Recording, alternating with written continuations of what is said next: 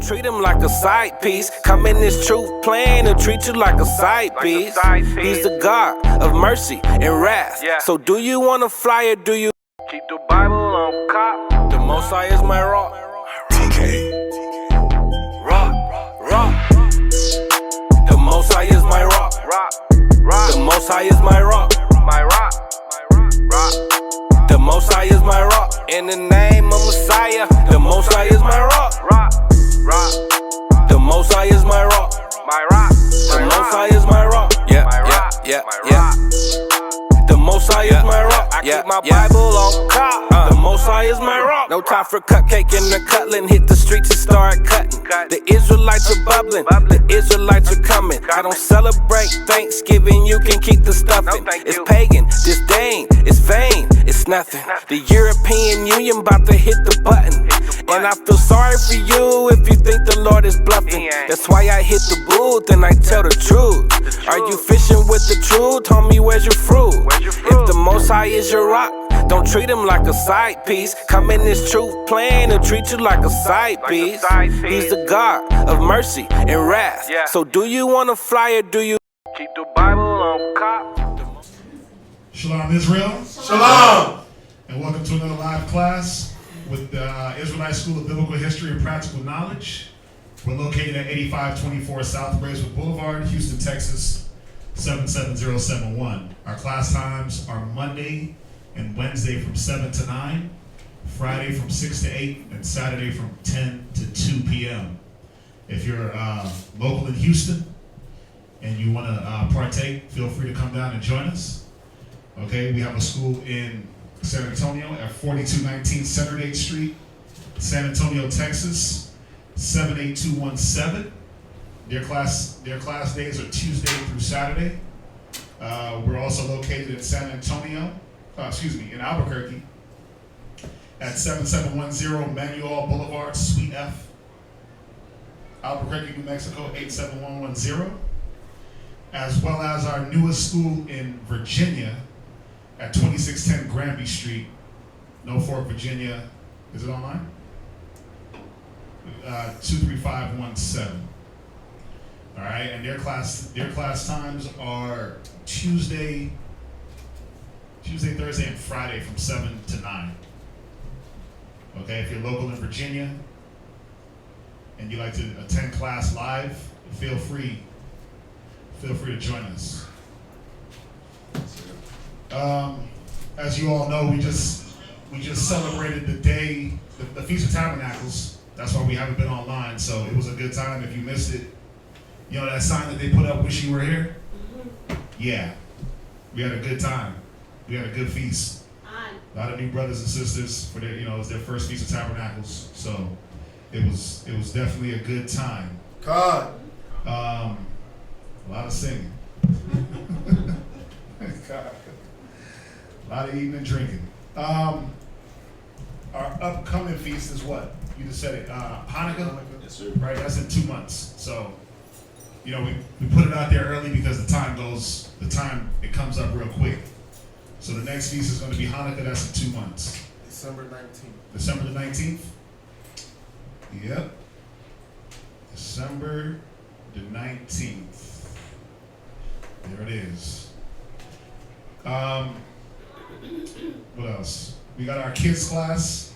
That's every Sabbath at 2:30. At 2 p.m. All right, that's live here at the school. For any pre-recorded or post-recorded kids classes, you can check out the ISBHPK Kids channel.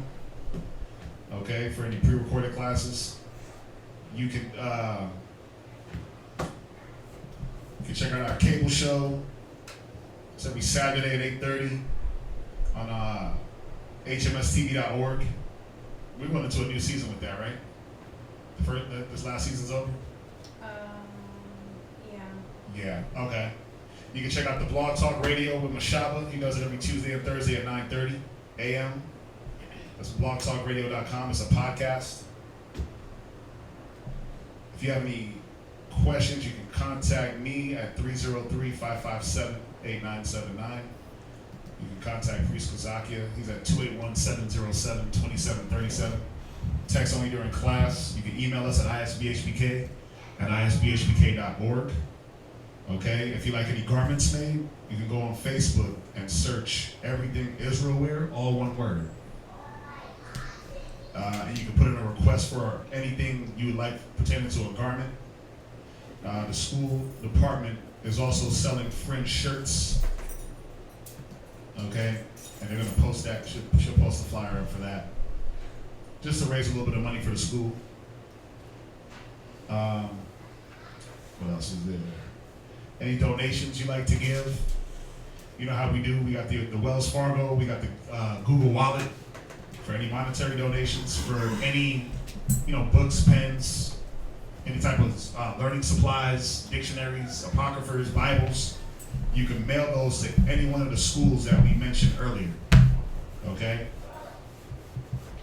As well as any money you want to send, any donations, any alms, anything you want to send, you can mail them or you can send it over electronically. Okay? Make sure I got everything. I think I got everything. It's been a minute. All right, so that's going to be it for the announcements. For those that don't know, we changed the formatting of the class, so we do class for 2 hours Monday and Wednesday. We do questions on Friday, and we do questions on Saturday. All right, so we're going to go into the topic, which is a very good topic.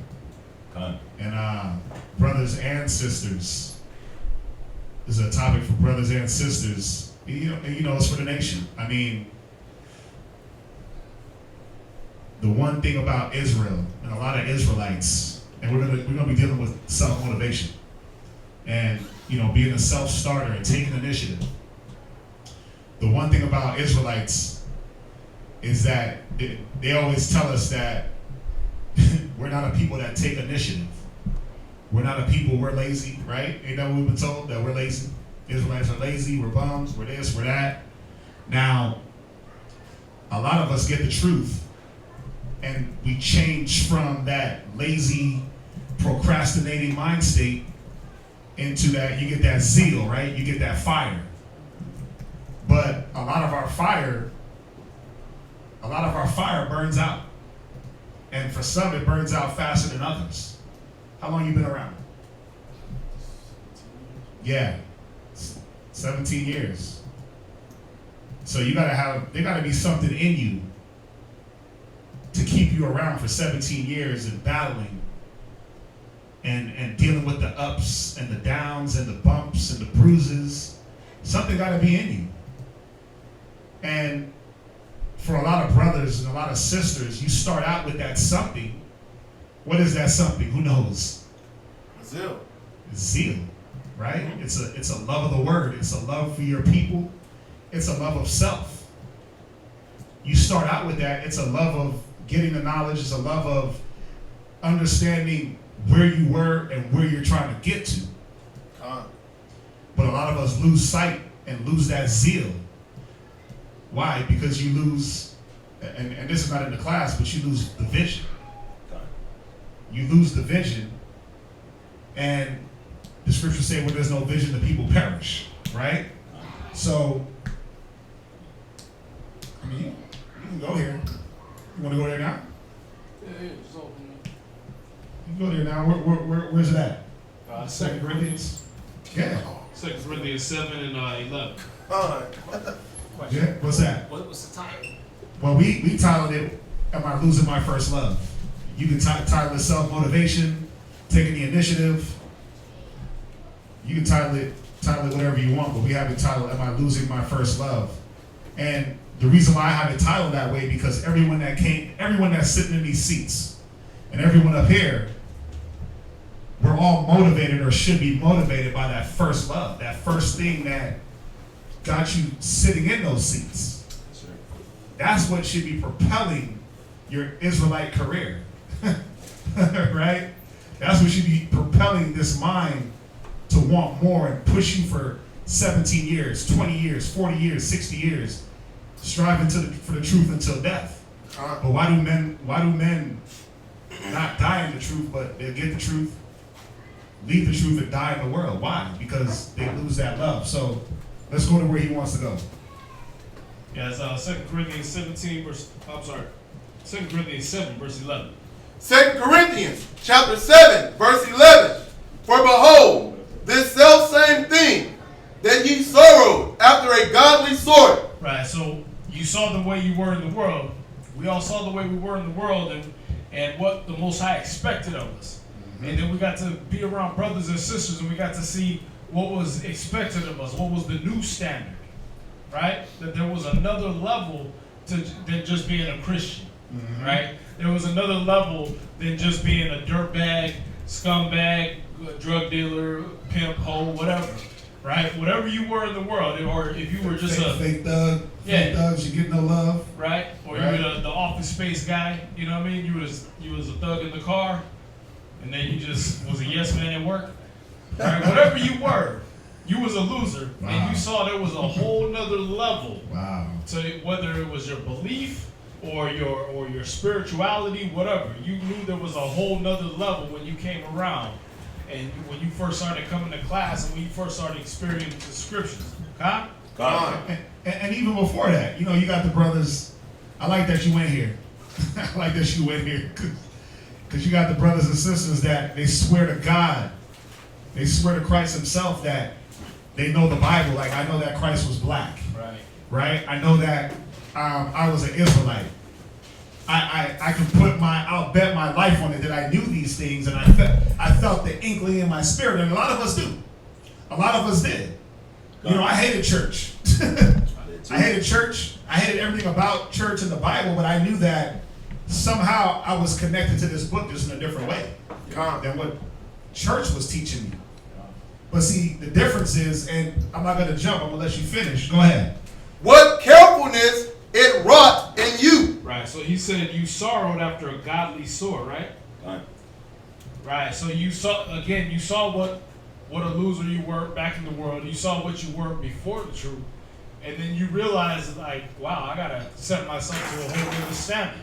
So now, I got to sorrow after, you sorrowed after a godly sort. You started trying to be more godly, more, you know, you got your fringes, you grew your beard out, you put your head covering on, you got your skirt on, or whatever it was, you knew I have to reach this higher level, this better standard for my life. Mm-hmm.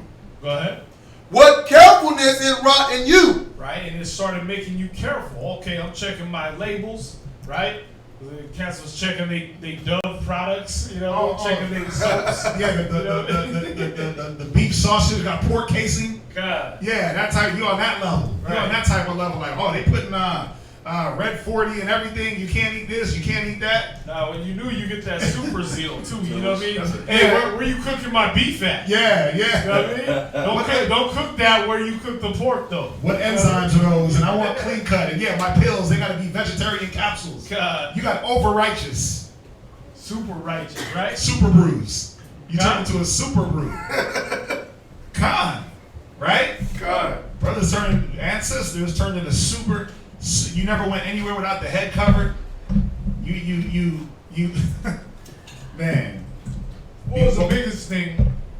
What was the biggest thing y'all did that you don't do now? Or you see yourself lapsing on it? Ooh, stop it. No, don't go there yet. Ooh. Just a question. No. Give me an example. No. I mean, I'm not lasting on it, but I used to love smoking weed because my dad did it for like. No, I'm talking about when you found out righteous thing. Yeah, what good thing are you doing? Okay. When your zeal was at its peak, when you had that blue flame. You know that blue flame? Yeah, that's like the hottest. Yeah, it wasn't that mediocre little red flame or orange. It was that blue flame.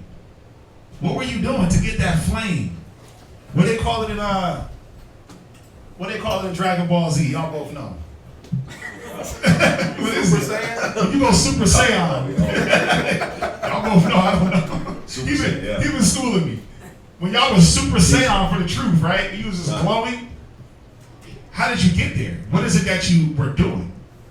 Reading. You read, you studied more, right? Over time, you start to lapse on that. You start to, I already know that. I already know where the book's going to go. Kind of like a movie you already seen before, right? You study though. But these are things when you first get in the truth, you ready to ride or die. You know what I mean? Right. I'll give whatever rides. I'll clean the school. I'll be there late. You know what I mean? After class, you was there just trying to dip and get some more knowledge. Everything. Yeah. You know what I mean? A sponge. Yeah. Whatever anybody wanted you to do, that was you. Huh? Con. Go ahead. Yea, what clearing of yourselves? Right, you cleared yourself. You made sure I'm doing a fast. I'm doing a purge. Right? I'm going to make sure my body is a temple of the Holy Spirit. Huh? I'm trying to clean up my language. I'm trying to make sure my family gets this.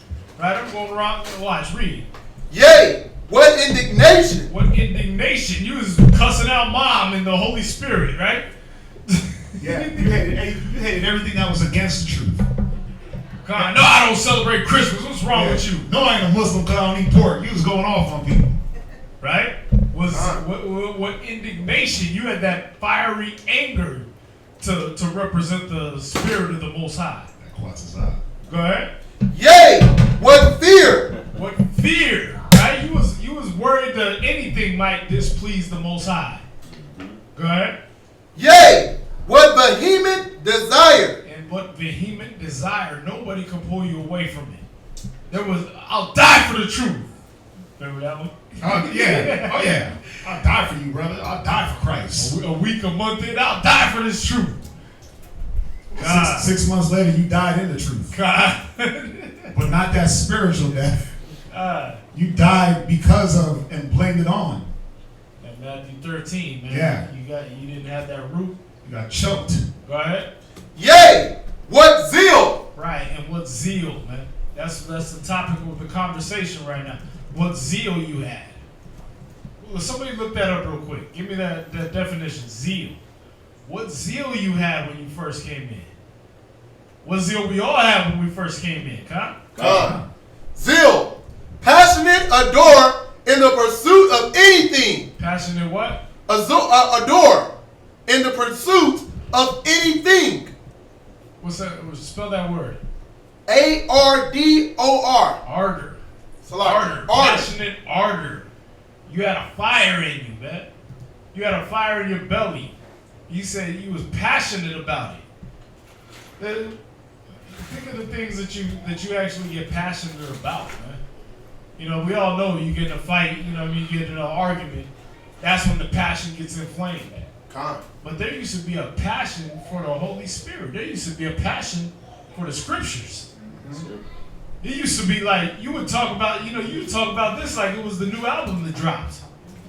You would talk about this like you won an award and you had to brag to everybody. Huh? What zeal, what passionate ardor you had. Go ahead. Yea, what revenge? Right, what revenge? You want to get back at Satan for the years he took from you. You want to get back at yourself. You want to get back at yourself for the time that you didn't know. You turned it off. I did. Right? You want to make sure that whatever you did to get you in that cursed condition from Deuteronomy 28, I'm breaking that. I'm turning on that. I'm going back to the Most High with all my heart, mind, and spirit. I'm memorizing scriptures, breakdowns, videos. I'm watching body language. I'm watching everything the elders used to do, and I'm becoming that. Asking questions. Oh yeah, Brother, that's the big one. Brothers and sisters don't even ask questions no more. God. It's like, I got it already. Gotta wait till Friday. Or I got it now. Even then. But that's why he said it. Those things were at the first, man. That was when you first got enlightened. Yes, sir. Where is that now? Like I said, that's the topic of the class, Where is that now? Go to 2 Thessalonians 2. You finished that? Got one more line. Go ahead. In all things ye have approved yourselves to be clear in this matter. See, in everything you was making sure that, I'm clear. I'm not sinning. I'm not doing none of that wickedness. Whatever brothers tell me I need to do, I'm doing it. Change my clothes, the way I dress, the way I walk, the way I talk. Oh, a man's gait is attire is excessive life to show what he is. Let me fix that. He was on point. Yes, sir. So what happened? We're gonna get to what happened. We're gonna get to what happened, but let's go through some of these instances to show that zeal and motivation, every great man had it. Yes, sir. Every great woman had it. You had to have it. You know, you gotta ask yourself, what name do you want to make for yourself in this truth? Now, this is not no fictitious vainglory type of name that I'm talking about. But I mean, what name do you want to have amongst brothers and sisters? You want to be the guy that, oh, I can't go to him because he's just going to laugh and joke? Or you want to be the guy that, oh, I can go to him because, you know what, I know he's going to solve problems. I know that he's going to give me answers according to the Spirit. But you got to be motivated to attain. You got to be motivated to attain the wisdom that it's going to take to propel you there. Yes, sir. Remember, it says wisdom is going to promote us, not anything else. Go to 2 Thessalonians 2 and 13. 2 Thessalonians chapter 2, verse 13. Go ahead. But we are bound to give thanks always to the Most High for you, Go ahead. brethren, beloved of the Most High, Right. because the Most High had from the beginning chosen you to salvation. And we know that this was the whole point, was that we were chosen to be saved. Yes, sir. We were chosen for salvation. We were chosen to be cleaned up. Why? Because we was dirty as hell. Right? Our righteousness is like filthy rags. You had it in there. But we were chosen to be cleaned up so we can be the example to clean up the nation. Yes, sir. Con? God. Go ahead. Through sanctification There it is. Through sanctification. Go ahead. of the Spirit Read. and belief And what? and belief Go ahead. of the truth. Right. Now that you understand that you were called to be cleaned up, to clean up others, and you believe it. We all believe that, right? That's why we sit here. Yes, sir. That's why we sit in these seats. That's why we sit up here to continue that sanctification process, right? On all levels. Because it's a never-ending process. Go ahead. Yeah, it's a never-ending process. We could never get to the point where we're just sparkly clean. We know that. But it's a day-to-day rehearsing the righteous acts. Yes, sir. Day-to-day, what Paul said, that I die daily, right? Yes, sir. But there was a certain level of zeal as we went through when you first was getting cleaned up. And that zeal was supposed to do what? Keep you going, motivated. It was supposed to motivate you. What is motivation?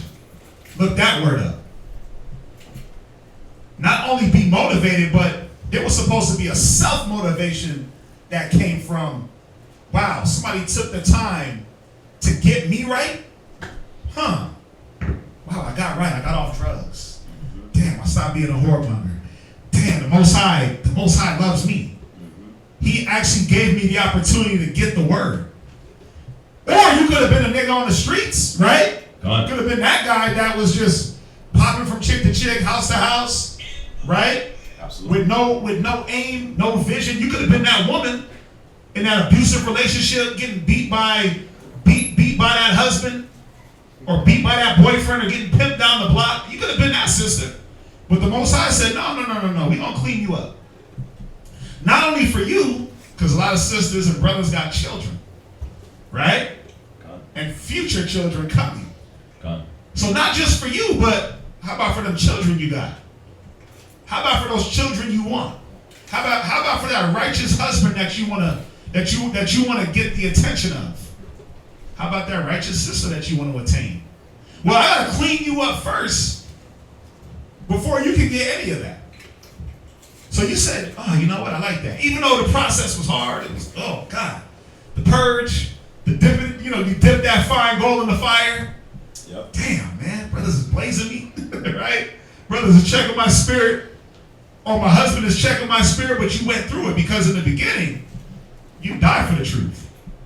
You died for the word. In the beginning, you thought it was worth fighting for, so you fought for it.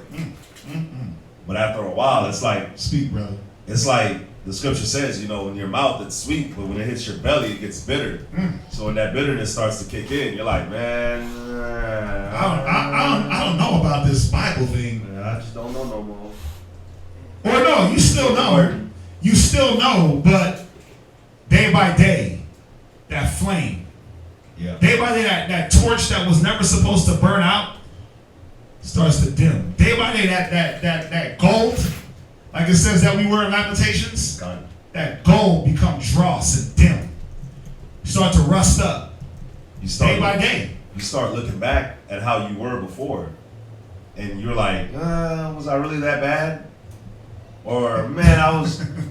It's funny, you'll start thinking like, man, before I came into the truth, I had more of a peace of mind, but did you really? You try to justify. Yeah. You try to justify the old man. Because trying to attain to this new man and going through this process, it ain't easy. It ain't easy. I mean, come on. We all going through it. Let's be 100% honest. I can sit up here in this chair and say, it ain't easy. I don't care what level you on. It's not an easy process. But did the ease or the hardness even come into account? Should it? No.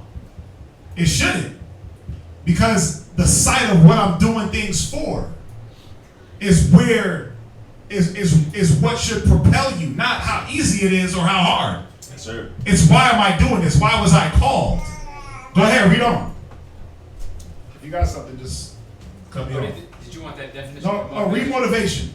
Motivation. The reason or reasons. The what? The reason or reasons. Right.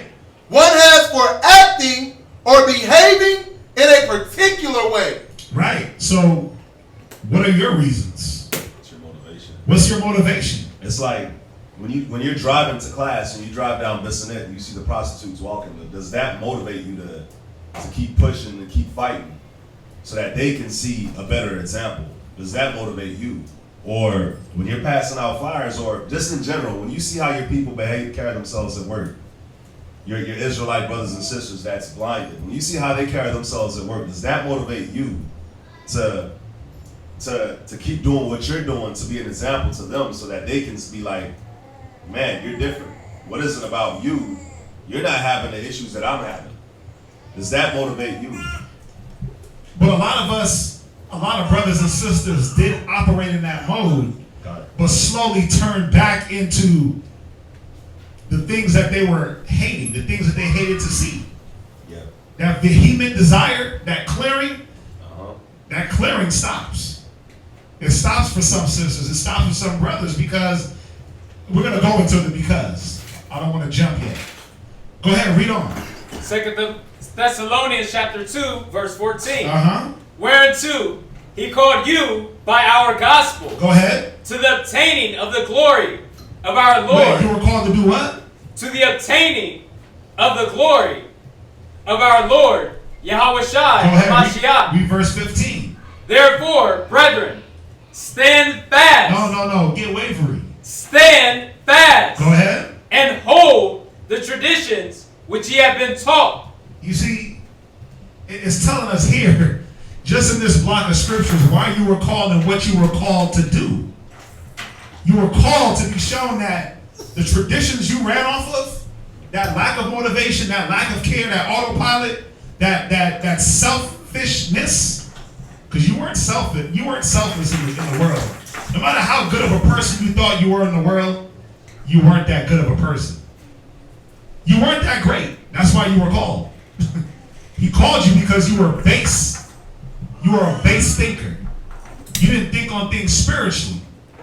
So you were called to be shown new traditions. Hold fast to them so you can help others. Go ahead.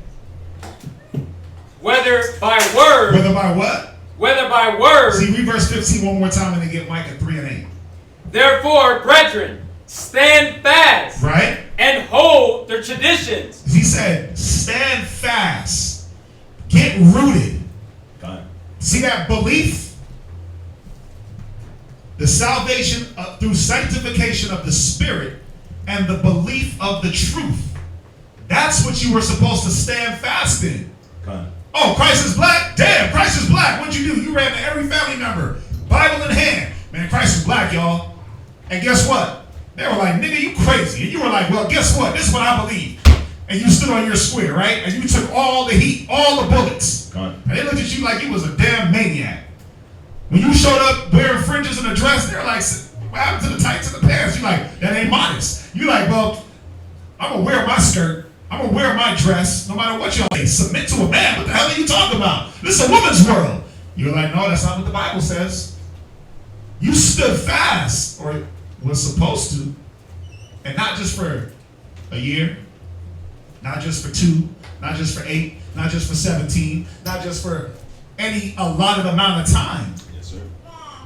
You were supposed to fight and fight and fight, and not even look at time. You just fight. Wake up, another fight. Yep. I'm not gonna calculate. We start getting into that. We start calculating our fight. I do gotta ask this though. Who had a job in the world for more than a year? Like an office job, or what kind of job? Office job? Nah, I haven't more than a year. But this Starbucks for like 5 years. Perfect. You were Starbucks. You were a barista? And a supervisor. What made you go to Starbucks every day for 5 years? I was young. I was like 19. Okay.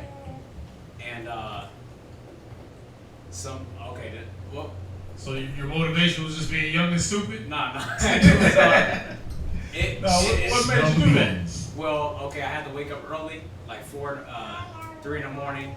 I used to bike to work, LA, like a 2-hour bike ride. But what made you? What was in you that made you want to wake up early, ride the bike 2 hours, stand and listen to people complain and give you these weird ass orders of foam, no milk, this spray, like you know how they do at Starbucks, right? What made you want to show up there 5 days a week, 8 hours a day? Shoot, that was like I was supporting myself at the time, so I was like, that's all that I knew, how to I was kind of living on my own, so I didn't really have too much guidance, but my shift supervisor, or my manager was black man. He was like my only father figure at the time, so it was good to one, be around him, as well as he was teaching me some other stuff besides just how to make some espresso. Or He wasn't hitting you with Kemet, was he? Nah. He was But it was basically pay the bills, right? Yeah, pay the bills. Yeah. Survival. Okay. So survival motivated you to get up every day, 3 in the morning, bike to work, 5 years. Yeah. Just survival. Well, what else? Who else had a job? Let me hear it, because I can't see you. My motivation for going every day, I worked for my parents since at a young age up until probably my late 30s. I hated working with them because it was difficult working with my parents. But that was the only thing I think I knew, or I felt like I knew, and was trying to get my bills paid. So again, survival, right? Yeah. And it made you get up and do that. Now, in the world, for survival's sake, you didn't really do it wholeheartedly, though, right? Like, did you go do the sambo at Starbucks? Go up there and tap dance. Here's your venti double cap, lift up, Flipping cups and flipping. I knew a cat that did that, but I was like, nah, that's you wouldn't do it all that, right? You would throw the coffee one way and catch it in the cup over here, make little hearts, foam hearts. I knew a cat that did that, but I was like, he was doing Patrick Swayze cocktail. Yeah. I knew a cat that, but that wasn't you, right? Right. So when you got into truth, what changed that you decided to have more of a zeal? That you decided, you know what? I want to get these scriptures. I want to know all this knowledge. I want to get all this down. What changed? What changed was one was the condition I was in before I came into the truth, and I realized that okay, the Most High's been really trying to work with me, and I just been off the path. So what changed was, I guess seeing the need to honor the Most High with my life. So it was a different level of survival, basically. God. And that's what y'all gotta understand is that after a few years, it's still gonna be about survival. Why would your motivation change? Why would your motivation change? If you was in a burning building, right? And there was one way to get out, and you running toward the exit, do you get tired of running? Nah, that adrenaline. You know what? This is boring. I'm tired of just one foot in front of the other. This is so monotonous. Let me sit down. Hell nah, right? Wow. You gonna make it when your legs are burning, when the breath is left your lungs, right? With your dying breath, you still gonna be trying to crawl toward that exit. It's the same in the truth. Y'all gotta realize that, man. This is the new survival. Yeah, 13 years, 15 years, 20 years down the road, brother, stop trying to run out the burning building. You're literally right now a rat on a sinking ship, man. America is going down. Why would you stop running with all your might, with all your zeal, with all your effort, with all your ardor? Why would you stop? Why would you slow down? Or why would you need someone else to tell you to run? Because that's what it's about. Is if I'm self-motivated, I don't need someone to point out the fire. I don't need someone to point out that, yeah, this boat got holes in it, that the ship is sinking. I should already know that and act accordingly. But that's the problem, where it's like that forgetfulness that, yeah, I'm not, this is not about survival for a lot of us. It's not taken seriously. So what happens is the boat starts to go down and you're looking at everybody else do what? They sink. And you either sink with them or you hop out the boat. But you got others that are doing what? And you got others that are building a whole different boat. That way we can't tread that water. We don't want to go down with the ship. We ain't the captain of this boat. We're gonna build a different boat. You see that? So, but there has to be, think about Noah. Who motivated Noah every day, those 150 years that he built that ark? Who did something? The Most High to come to Noah every single day, like, listen, build the boat. Remember, build the boat. Noah woke up, man. Let him feel a raindrop in the morning. Yeah, here's the rain. It's coming. Noah moved on the faith, on the belief of the truth. He moved on the belief of the truth that he was called to do a job. And he let that be the motivation. He let that be the fire that ignite. He was ignited because we all got to be sparked. Yeah. Every brother in here, sister in here was sparked. God. Right? And if you had the zeal, guess what we did? Someone added to that zeal. God. Right? And if your zeal was already on 10, then we just added another bar to it. You on 20. Or you on 100, whatever. Yes, sir. But what happens when the zeal starts to diminish? That's the problem. Go to Micah. Go to Micah 3:8. Micah, I chapter would say 3. too, just on that Noah, back to the Noah thing. You think about Noah, it never rained, but he kept building the ark. But what was one thing that Noah had to look at that made him say, you know what? I'm building this ark. I'm building this ark. And what Noah had to look at was the world. Trash around him. The people around him. And that's what we have to look at as motivation as well. And what motivates us and lights our fire to do what we got to do. You got to look at our nation, man. We got to look at how our people suffering. We got to look at all the signs that Yahweh Shai said was going to come to pass. We got to look at it all. And your eyes got to be open. You got to be aware. You got to be able to redeem the time, knowing that the days are evil. Mm-hmm. And when you watching, you hearing, you seeing the music, the movies, the TV, how people deal, how your family deals, and how we deal with each other in a camp setting, in a troop setting. you got to see the difference, man, between the holy and the unholy, and between the clean and the unclean. And you got to really, you got to be in the spirit, man. Yeah, it's not enough to just see it, to observe it. Christ said it. He said the kingdom of heaven don't come with observation. You're not just going to watch it happen.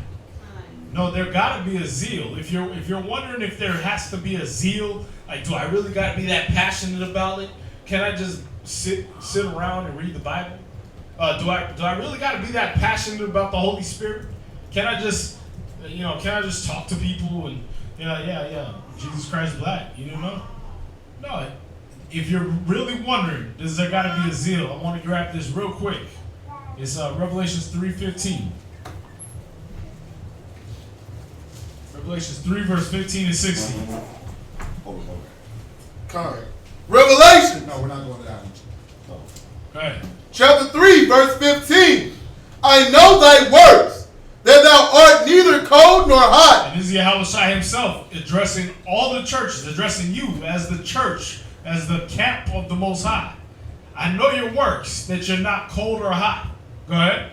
I would thou wert cold or hot. So I wish you were cold or hot. So what are you on, though? If you're not cold or hot, what are you on? Lukewarm. Yeah, come on. What do you call that? What do we call it? Mediocre. We call it half-assed, mediocre, autopilot. Straddling, right? You riding the fence. Half-assed. the Most High in Christ don't want no half-assed effort from no sister or no brother. Go ahead. So then, because thou art lukewarm, and neither cold nor hot, I was. Yeah, that I'm here, but I'm not. My body is here, but my spirit. No passion. My spirit is in Miami on the beach, drinking a mojito. I'm here, but my body is here, and yeah, I hear you, but I really don't hear you. The Most High ain't dealing with that. He wants that fervent zeal to attain. Like he said, you want wisdom, come to her as one that plow and that toil. Gotta put in work. It's like, think about it. Christ said that you're bought with a price, right? Do you want to buy something that somebody made half-assed?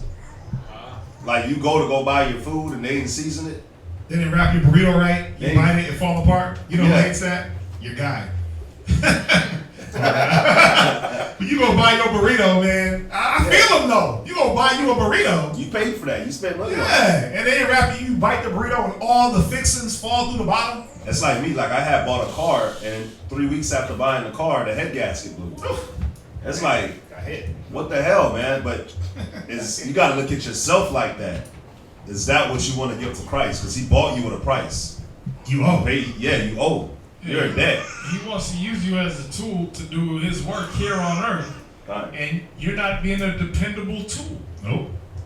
You're the hammer that always comes out of come off the wood. Right. Trying to use you to beat down a nail, but you separating from the hammer.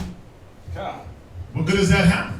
It's not good. Go ahead and finish that up. I will spew thee out of my mouth. See, because you don't have no passion, because you don't have that fervent desire, that vehement desire, because you lost all those things from 1 Corinthians 7, right?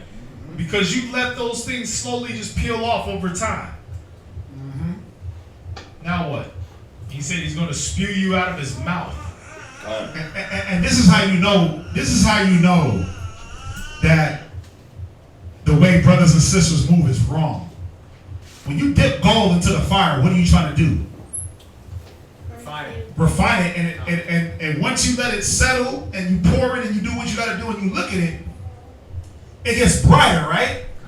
So how do you get dimmer? If the trial, because it was like, well, I'm going through a lot of trials, brother. It's my trials and tribulations, kind. But those are supposed to refine you, not weaken you, not pull the things that are good out of you. That's supposed to add virtue to each man and woman. But see, that's always BS. Watch, read the next verse. That's what I'm saying. That's what I'm saying. That's always BS. What really happened? Let's find out the real backstory. Go ahead. Verse 17. Because thou sayest, I am rich. Because you did what? Sayest, I am rich. You saw all the blessings the Most High was giving you while you were in the truth, while you were doing the work, while you was fighting. You sat there on all the blessings the Most High gave you, and then what? You said, I'm rich. Go ahead. And increased with goods. And I done increased. What did the Most High do for you?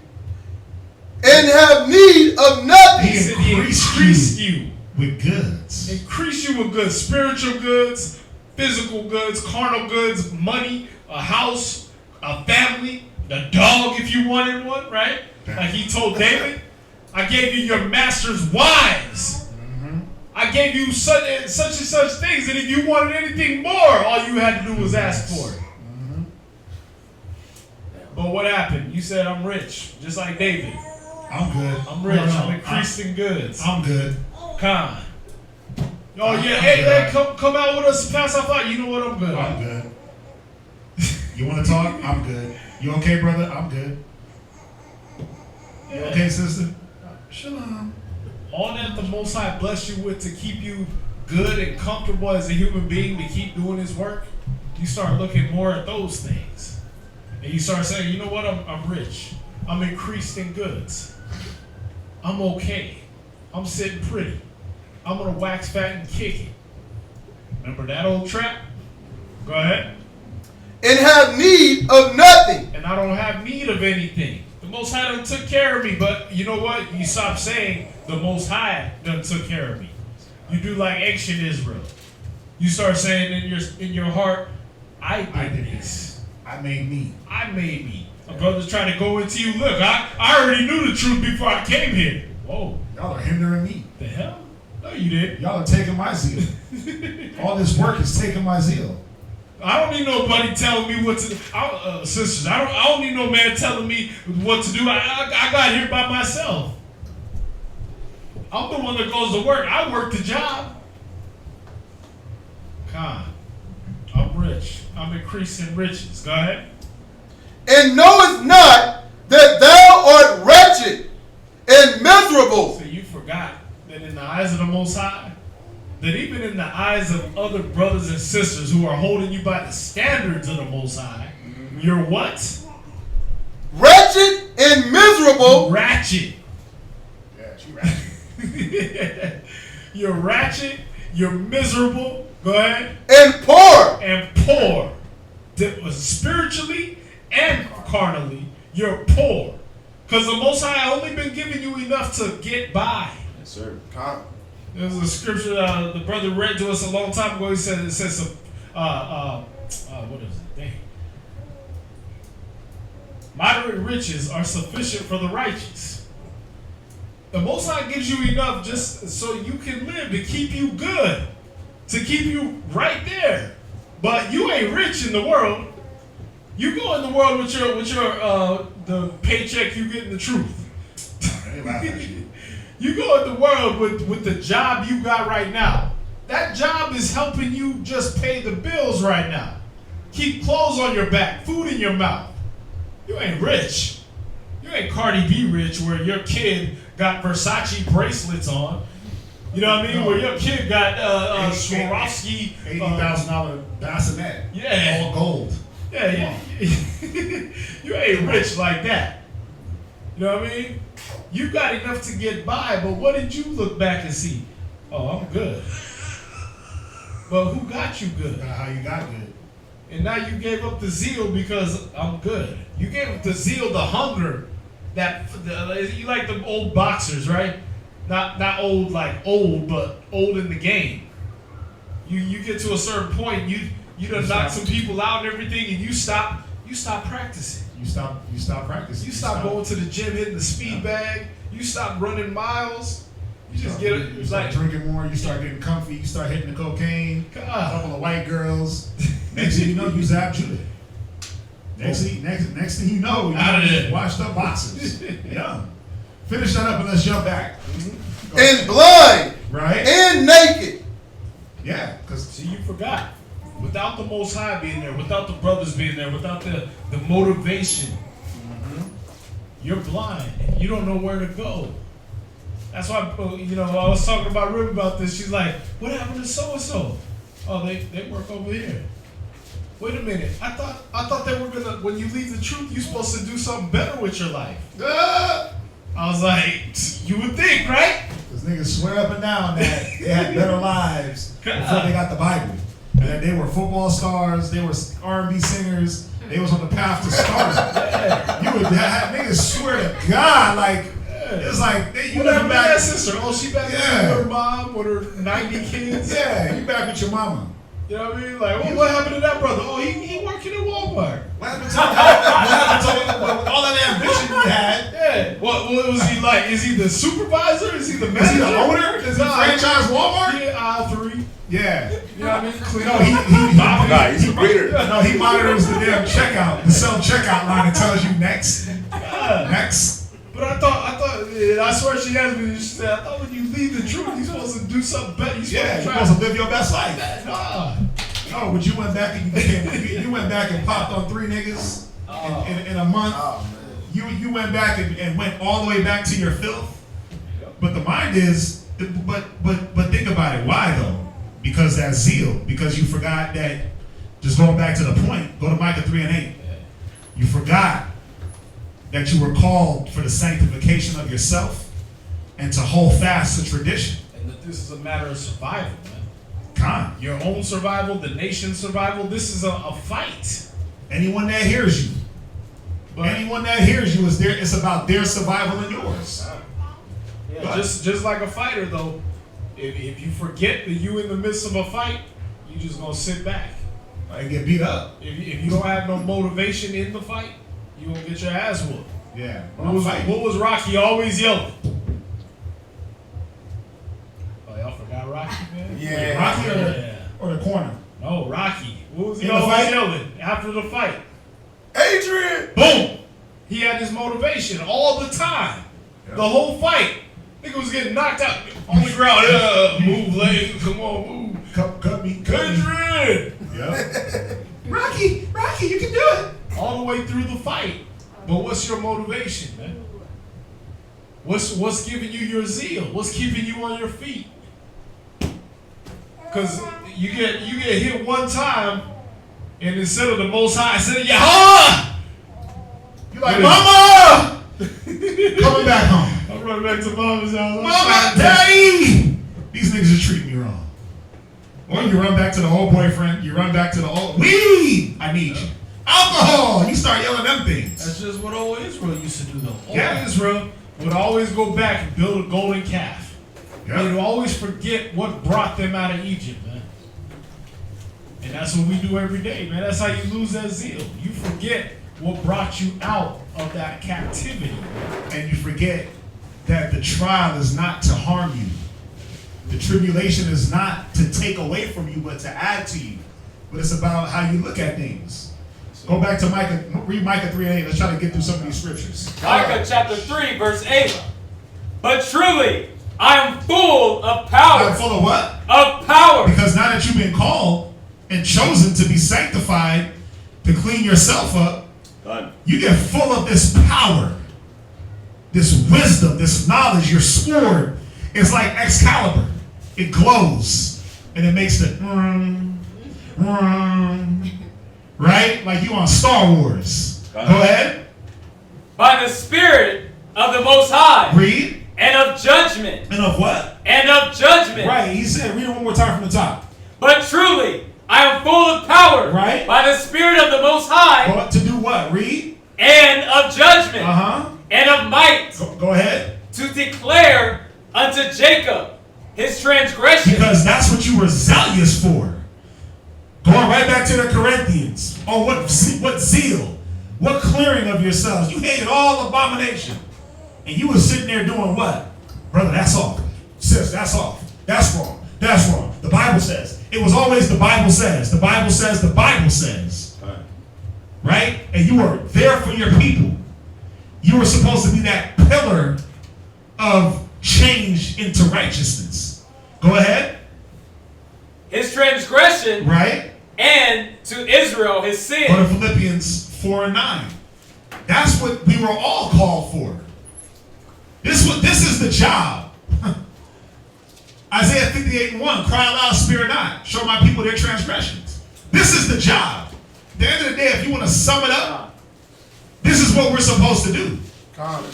Right? And when we all got the word, You know, some of us, when we first learned the Bible, we go to our family's house on Christmas, kick the door down in full garment, and blaze everybody in the house. Some of us did that out of sheer zeal. Smacking ham plates out. Smacking plates and telling them how off they are and they're demons and they going to hell. That's some people's zeal. Now, am I saying was it right? No, because you burn a lot of bridges that way and no one gets taught. Done. Right? No one gets taught that way. But I'm saying it that some brother's zeal was on that level. It was a zeal that it needed to just be fine-tuned and controlled. Some brother's zeal was every time they see an Edomite, they just went in on them. They had no control. Or every time they seen something off, man, they just straight blaze. Yep. It was like a flaming sword that came out of their mouth every time they spoke. Or dealing with their rib. She looked at them the wrong way. That's how some brother's zeal was. Now, am I saying that it was the right application of the knowledge at all times? No, because there's a time to blaze, there's a time to be calm, there's a time to talk low, there's a time to scream out. Yes, sir. But some sisters' zeal, they'll buzz around doing things. Hey, brother, you need anything? You need anything? You need anything? And you're like a super ninja warrior sister. Like, whoa, who the hell is she? Then slowly, you're like, it's becoming a burden. They're asking for too much. They're asking for too much. Now I gotta. You know the part I hate. This is the one. This is what you always gotta warn brothers and sisters about. When they first come in, they want to do everything, and then I even ask, I'll give rides, I'll do this, and it's like, whoa, slow it down there, save some of that energy, because when you're now required to do it, be about that life. Okay. But a lot of people, it's like, I'll do this, I'll be here, and you want to be, and then by the time now, 6 months in, it's like, took your test, now you're required. For brothers, you're like, oh man, Flyers, nigga, hell nah. I'm busy. I gotta watch. I'm blowing up my phone again. It's football season. My team playing. The Texans playing. Astros is playing. Like, Flyers on a Sunday? I thought day off though. What about them days off? Sisters, like, damn, babe, I'm tired. But, and it's, and you start panting and breathing like, you just using me. But you were willing to do everything in the beginning without even being asked. Where'd that energy and zeal and fight and push go? You know where it went? Well, the most I got my baby mama off my back. Yeah, I got comfy. And then the fire got turned down on simmer. So now I'm gonna be a little bit more comfy. What I did was right in the eyes of the Most High, and He made my enemies at peace with me. Oops. Okay, but there's gonna be some new enemies that come. You preparing for them? Are you preparing for the time when you're not going to be comfy? Ecclesiastes chapter 2, we have to constantly endure. Constant. Because there's a forgetful error in a lot of us. There's a forgetfulness of, what does it say? In the days of prosperity, you forget the affliction. In the days of affliction, you forget the prosperity. Right? But really what it is forgetting. Forget about prosperity and affliction. It's forgetting, why was I brought out of a dirty situation? Read that Philippians. Philippians chapter 4. Because if we gauge it off prosperity, and if we gauge it off of blessing, and if we gauge it off of tribulation, then we'd all be just roller coasters. Done. We just be up and down, but aren't we supposed to just ride it? Coast. And not autopilot coast, but run. Not as one that beat up their hair, but actually fight, run the race, endure, run with a good pace, right? But we forget, and we look at tribulation, we look at blessings, and think like, well, yeah, that's the truth. No, it ain't. What were you called for? To get blessed? To get cursed? Well, you already was cursed. So that shouldn't be nothing new when the Most High hits you. You shouldn't go sink into the sunken place because He took the vehicle, or because He took the rib, or because He took this or took the job. Like, you've been jobless before. Or He gave you the rib. Or because, or He gave you the husband. Yeah, you shouldn't go all the way up into the clouds because you got something. Because that's not what it's about. That shouldn't motivate us. Read. Hey, I gotta say this though. If it is what took you out, what kind of loser are you? That like when you go to a job, I don't know if any of y'all ever met your mate at a job, but like when you were going to Starbucks, were you working there so that old girl that had the nice little apron on would notice you, and then you were gonna shack up with her and then quit? Nah. Some cats do that. That's what brothers and sisters do with the truth, man. They do that with the truth. You Yeah. watch it like revolving doors. People come in and you could already tell. You can see the lust in their eyes. I'm gonna be with y'all niggas because I'm lonely today. Yeah. Oh, found me a rib. Yeah. Damn, where'd that brother go? Got him a rib. God. Like, damn, nigga, quick. She comes in. She's serving plates at the feast, and she's whipping up the best meals you ever tasted in your life. And then, oh yeah, old girl, she got with so and so. Oh damn, where's she at? With so-and-so. That was her goal. She got what she came for. She got what she came for. That's sad as hell, man. That's your prize in coming in to learn all this knowledge, is that you gonna veer off as soon as you get some ass? That's your prize? People don't do that in the Olympics, man. They be like, running the 400 meter. They halfway through and they see somebody in the audience they like it, and he winks at her. Yeah, he was running this beeline over. Oh man, I've seen that Hey, before. baby. Like, wow, you off the whole damn track. I did. Flashback. Okay, you seen it before. Did they win? They did. Did they get the They gold? won the race. They won the They won the race. Oh man, come on. Read on. I just said. Let's get some of these scriptures out. Read. Philippians chapter 4, verse 9. Those things Right. which ye have both learned Right? and received. Because remember, what were those things? Well, they were the traditions God. of how to walk. See, those things that you have learned and seen because you had examples before you came. Go ahead. And heard. Right? You heard of that man, that brother, when he came in, he 6 months and he was soldier, and then boom, and then officer, and then you're like, damn, really? I would do that. This brother came in and he did this and he set this up. This brother came in and you heard all the stories of all these brothers' zeal and motivation. Yep. You heard all these sisters before you, like, yeah, this sister, she does headbands, bath bombs, this, that, husband, kids. You're like, oh, damn, she does all that? Supergirl. She gotta be, right? No. It's just motivation and zeal and a lack of care.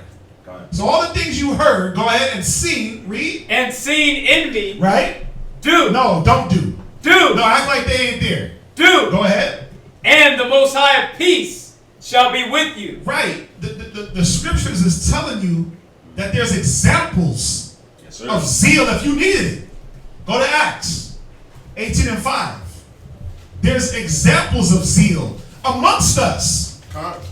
There's examples of fervency. There's examples of self-motivated brothers and sisters that dwell amongst you. So how do you lack?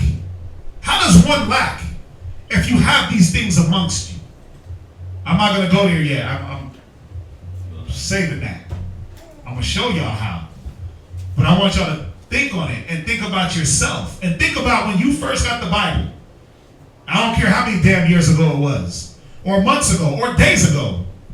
Think about when you first got that word. And like Dahalam presented earlier, the things that you did when you first got it, are you still doing it now?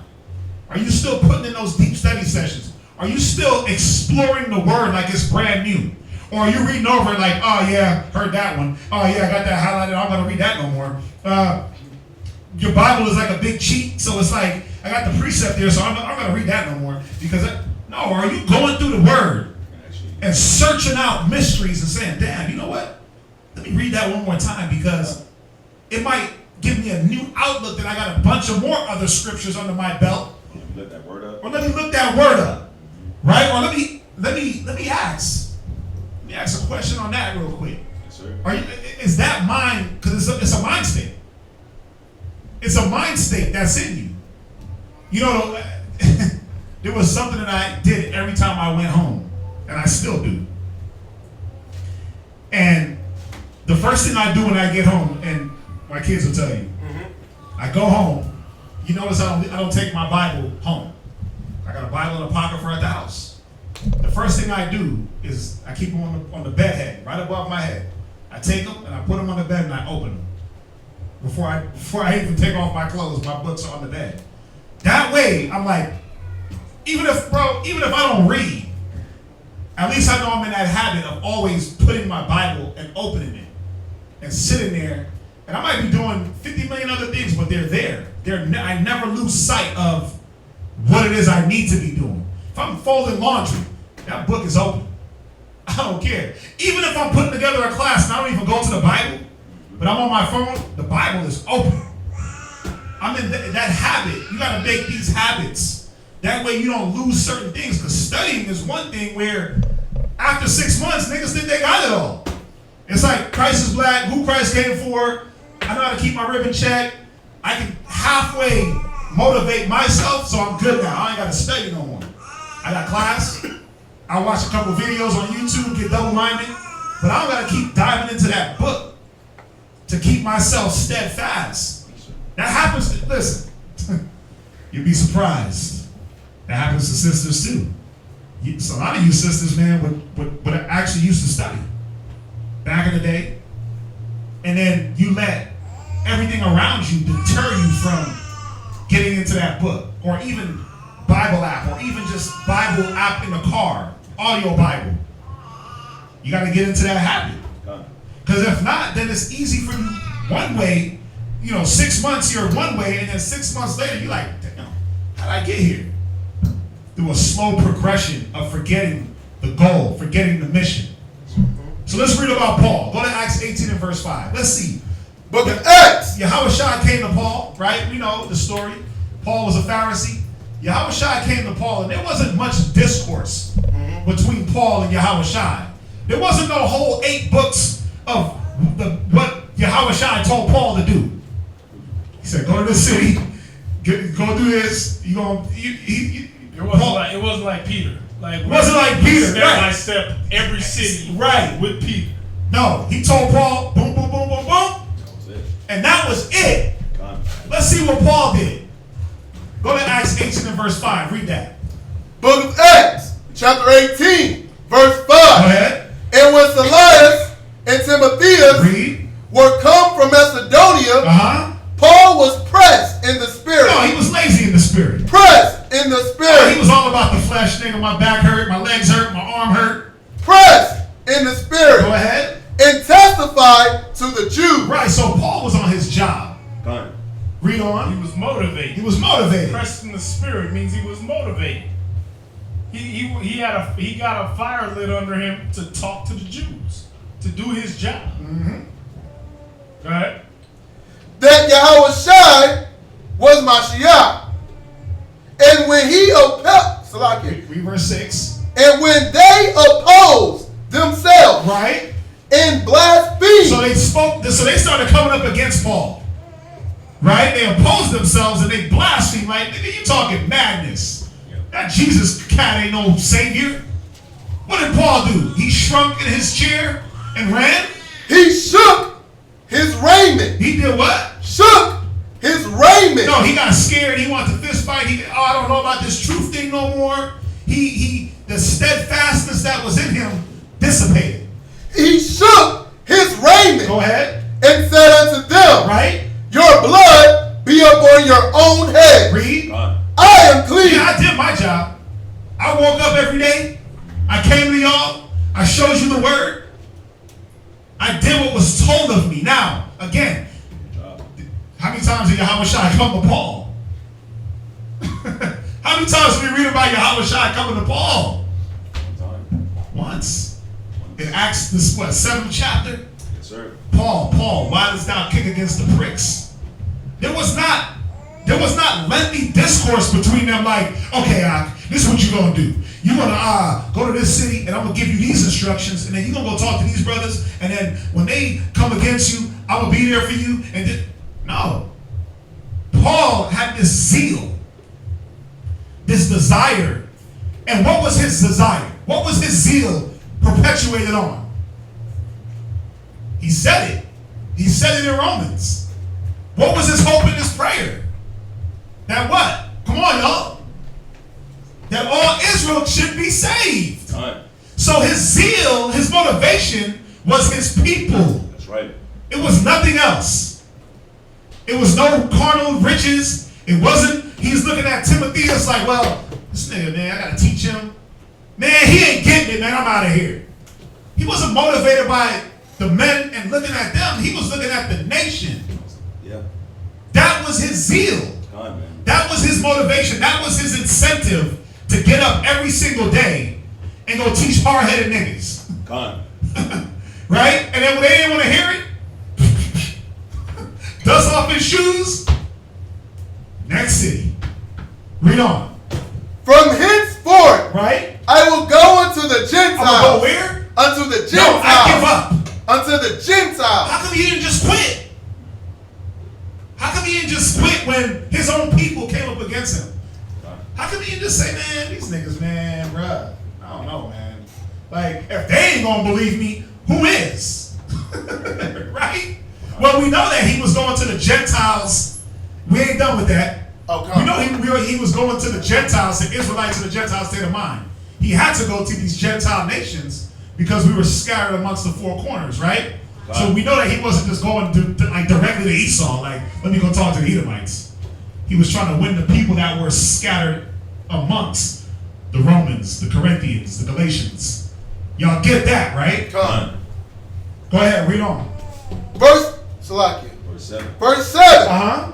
And he departed thence Read. and entered into a certain man's house Right. named Justice, Uh-huh. one that worshipped the Most High, Go ahead. whose house joined hard to the All synagogue. right, so this man was so about that life. His house joined to the synagogue. Go ahead.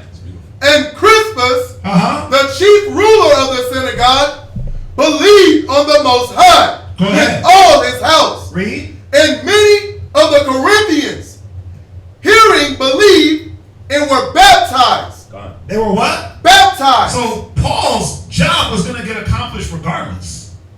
Those that heard and believed, they were baptized. Now, Yahushua did come to Paul more than once. Here's another instance. Read. Then spake the Most High, Salakia. Then spake the Lord to Paul. Right, this is Yahushua. He came to Paul again. But was it that he had to come to him to overly convince him and to tell him his job? Like, hey, brother, you gotta, okay, you can do it. or hey, brother, you gotta make sure you communicate, because this, or you gotta make sure you studying, brother, because this. Remember, Paul's life was in danger when he went to these cities. God. So any man in his right mind is gonna say, man, damn, should I go over here because these niggas is trying to stone me, and my people are wicked as hell. Yahushua came, and this is what he told him. Go ahead. In the night by a vision, be not afraid. Right, he just had to instruct them. Don't be afraid. Even though it might be a tumultuous situation, I got you. Go ahead. But speak and hold not thy peace. Yeah, he said, listen, go there and let them have it. Yes, sir. Go ahead. For I am with thee. For what? For I am with thee. Because your motivation should be something else. For I am with thee. No, if you go, there's a bag of riches, a couple of chicks, and a nice house waiting. For I am with thee. He reassured him that, listen, I'm the motivation. I got you. I'm going to protect you. Go ahead. And no man shall set on thee to hurt thee. Read. For I have much people in this city. Go ahead, verse 11. And he continued there a year and 6 months. And I gotta say this on that. When you read a little further up, it said he met that man, right? Justice. Yeah. So after those people opposed themselves and he shook himself off of that city, he found that one man. Yep. That Yahushua went ahead and anointed with the Holy Spirit. What was Paul's motivation? Finding that one man. Yeah. Finding that one man whose house was joined to the synagogue. What was his motivation? I got much people there. That's what Yahushua told him. I got much people there. and not letting the ones that didn't, the ones that opposed him, be the deterrent. Right, it didn't discourage him. But his motivation was seeing the kingdom of Israel, man. He had a vision. Yep. He knew what Yahweh had said. He already knew the kingdom of Israel was not just some floating city that we're waiting to be dropped down. It was the people. Done. You understand? Con. So what should your motivation be? The same as Paul's. Every time you look at a brother or a sister next to you, your motivation to keep fighting, to keep striving, should be that brother and that sister next to you. Because that's the kingdom of heaven. Or whatever you were promised in church, all that you're gonna die and your spirit's gonna float up and you're gonna ascend past the clouds, but you're gonna land in a clouded city with a golden gate and all these butt naked angels gonna be playing harps up there. That's a pipe dream, man. You gotta be silly and stupid and out of your mind to believe that. That's not the kingdom of heaven, man. You think that's all they do in the kingdom of heaven? Most High just been listening to harps for 1 billion years. Like, oh, hey, harps again. Great. Perfect. Jesus Christ. What? Harp music? What? I don't like the harps either. That would be insane, man. That church dream they sold you is not the kingdom of heaven. Paul understood what the kingdom of heaven was, man. His motivation, Christ didn't have to come down and be like, look, you got to keep going, Paul.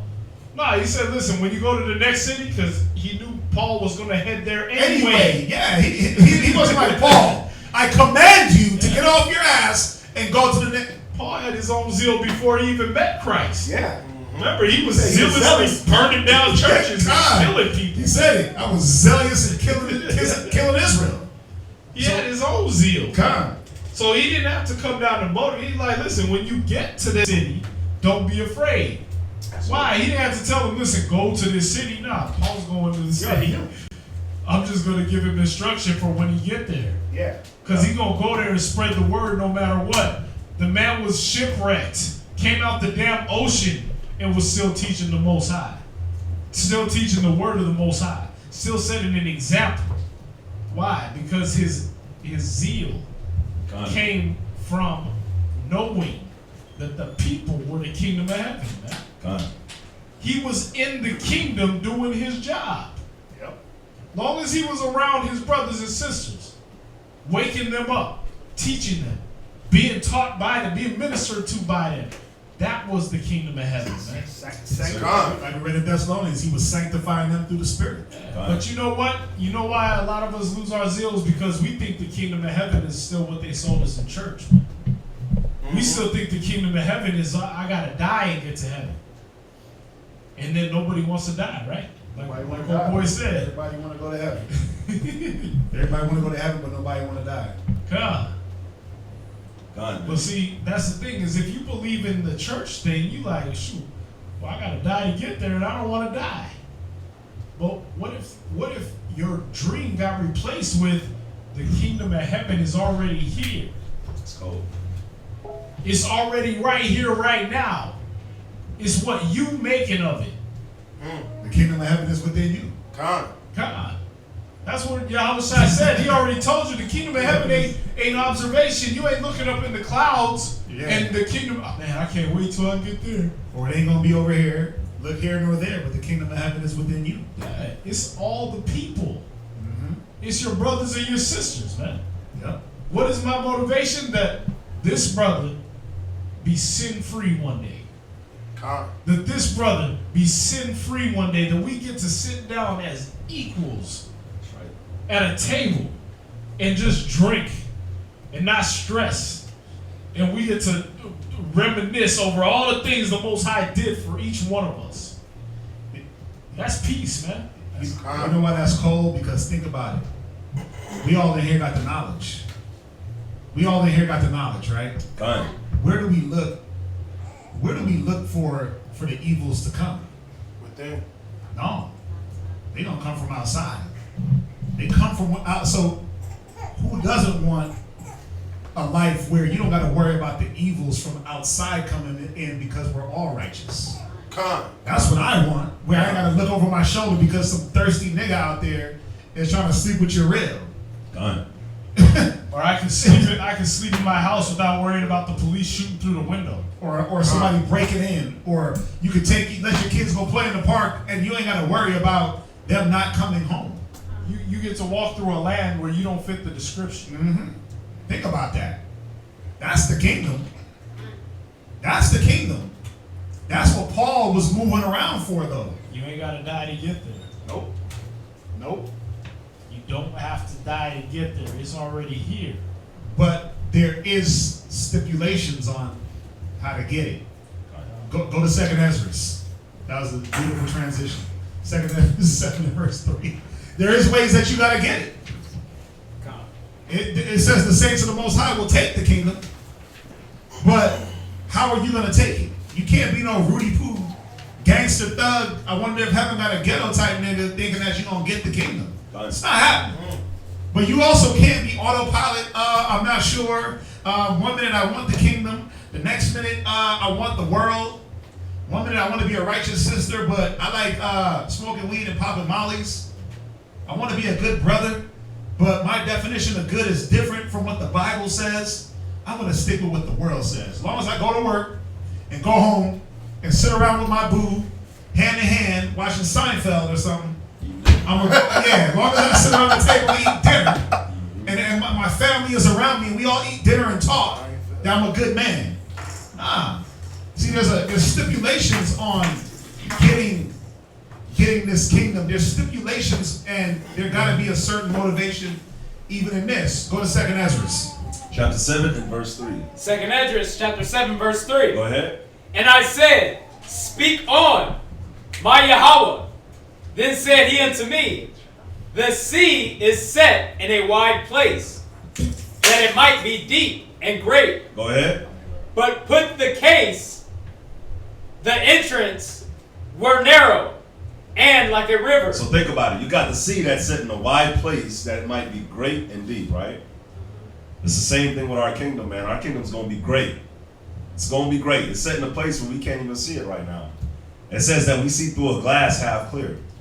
But we gonna get everything when Christ comes back. But it says that the entrance is what? The entrance were narrow. And like a river. So the entrance, it's only one entrance. Only one entrance. And it's a narrow entrance at that. Go ahead. So what does that mean? Ain't no we going in 2 by 2. Oh, that's what it's, yeah. Ain't no, well, my husband, he's doing the work of the Most High, and me, I'm going to be on Snapchat, Instagram, wishing I wasn't in the truth, and I'm going to make it in. Or, well, yeah, this brother right here, I'm going to show up at his house every day, just listen to him talk. And we going to just make it. Nah. Or I'm going to observe YouTube videos. Yeah, I'm going to just watch street speaking all day and be a ninja. No. It's telling you, it's one man at a time. Yep. So that's first and foremost. I can't go arm in arm with a brother into the kingdom. It ain't none of that. Like, come on, I. You know what it is?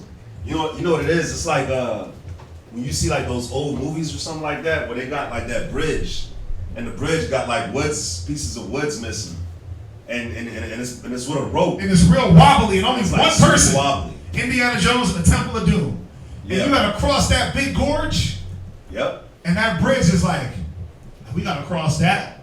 The rope's ready to snap. It's missing the pieces of wood, so you gotta skip a step. If you walk too hard, if you walk too slow, if you try to ride somebody on their shoulders, read on. Go ahead. Verse 5. Who then could go into the sea to look upon it and to rule it, if he went not through the narrow? So this is the thing, man. You gotta go through the narrow. It's a must. You gotta get burnt with the fire. You gotta be pure. You gotta take the initiative, and you gotta be motivated to say, you know what, I'm gonna walk through this. No matter what happens, no matter what I lose, no matter what the Most High sends my way. Ecclesiastes chapter 2. You gotta go through Ecclesiastes chapter 2 to make it through the narrow. Go ahead. If he went not through the narrow, how could he come into the broad? That's the thing, man. If you don't get your imperfections burned off, how you gonna shine? How you supposed to shine? Think about Paul. If Paul didn't go through some of the things that Paul went through, how could Paul write all these books? Corinthians, Galatians, Ephesians, all the way down to Hebrews and Peters and Jude. Well, Paul went through a lot. If you're not going through it, how are you going to be able to teach it?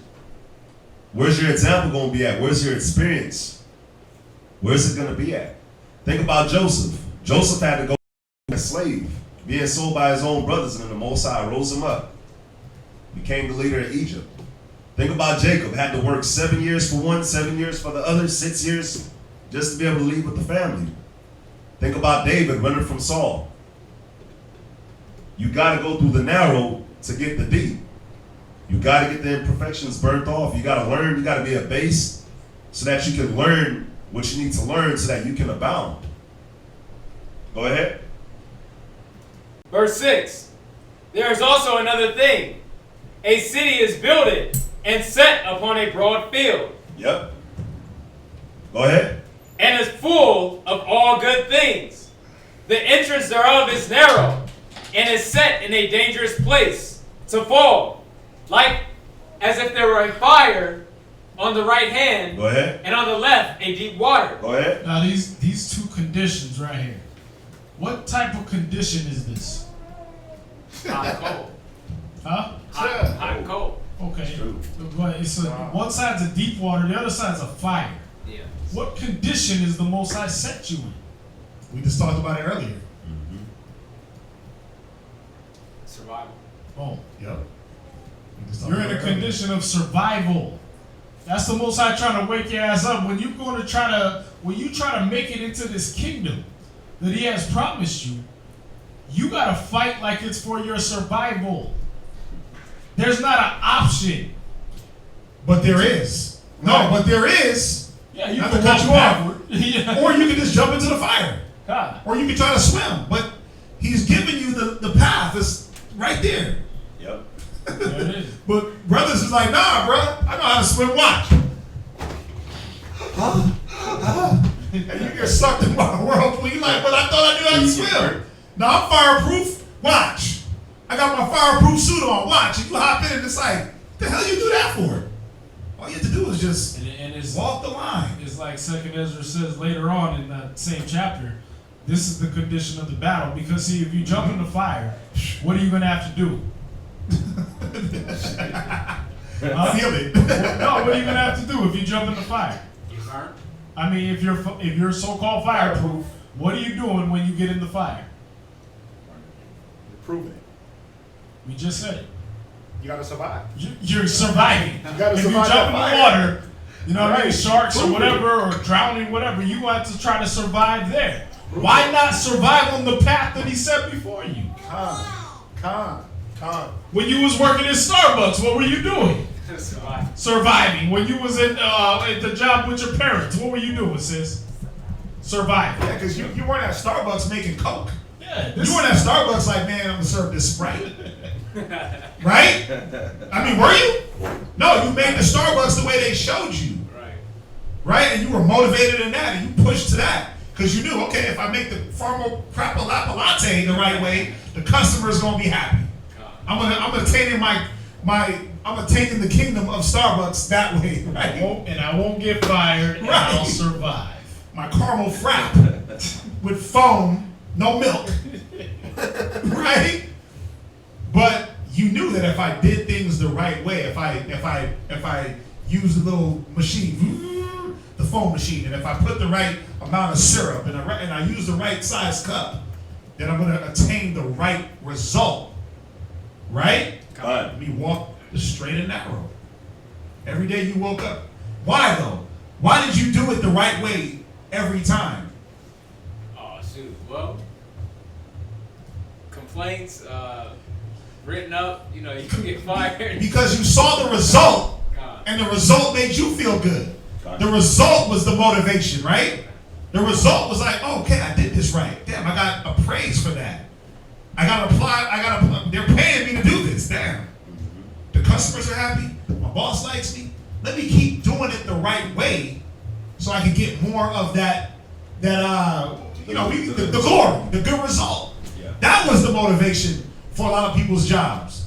But then, because think about a job. Why do you get demotivated at a job? Well, you do the job the right way for a long time and nobody tells you, hey, good job. And you're like, well, they ain't gonna tell me nothing anyway, so I'm gonna find all the shortcuts. I'm gonna do it my way. Right? And you're like, well, I got a shortcut for this, got a shortcut for this, got a shortcut for that. I'm gonna show up late, or I know how to show up just on time. You got that job, man, you was 45 minutes early, 15 minutes early every day. Then after a while, what happened? You start waking up with 30 minutes to be there. Yeah. Y'all know what I'm talking about. 1 hour bathroom break. What, 30 minutes to be there, 1 hour bathroom break. You know how to combine your lunch with your regular break to beat the clock. You know how to do all the ins and outs to not have to be at the job. I used to do it. God. Come on, you wake up 2 hours early for work, make sure you all spiffy and smell good, right? And then after a while, you're like, man, 5 alarms go off, you got 30 minutes to take a shower and get to work. Is this shirt clean? Right. Yeah, whatever. You know how to, you develop ways to not have to put your mind into what you were doing, and you did it autopilot. But what we're showing here is that there's no way around. There's no way around putting your spirit into what the Most High wants you to do. First, if you really want the kingdom, if you really want to be a better man or woman, you have to put your all into it. Watch, read on. Go ahead. Verse 8. Wait. Before I gotta make one more point. Working that job, right? God. Did you ever make corporate? Did you ever make it to Upper the management? corporate ladder, like Yeah. they say? Nah, Did you own the Starbucks? Nah. And in 5 years, you didn't realize you were not going to be a CEO of that company. Yeah. Now, the Most High, He don't promise you a reward. Being one of the elect.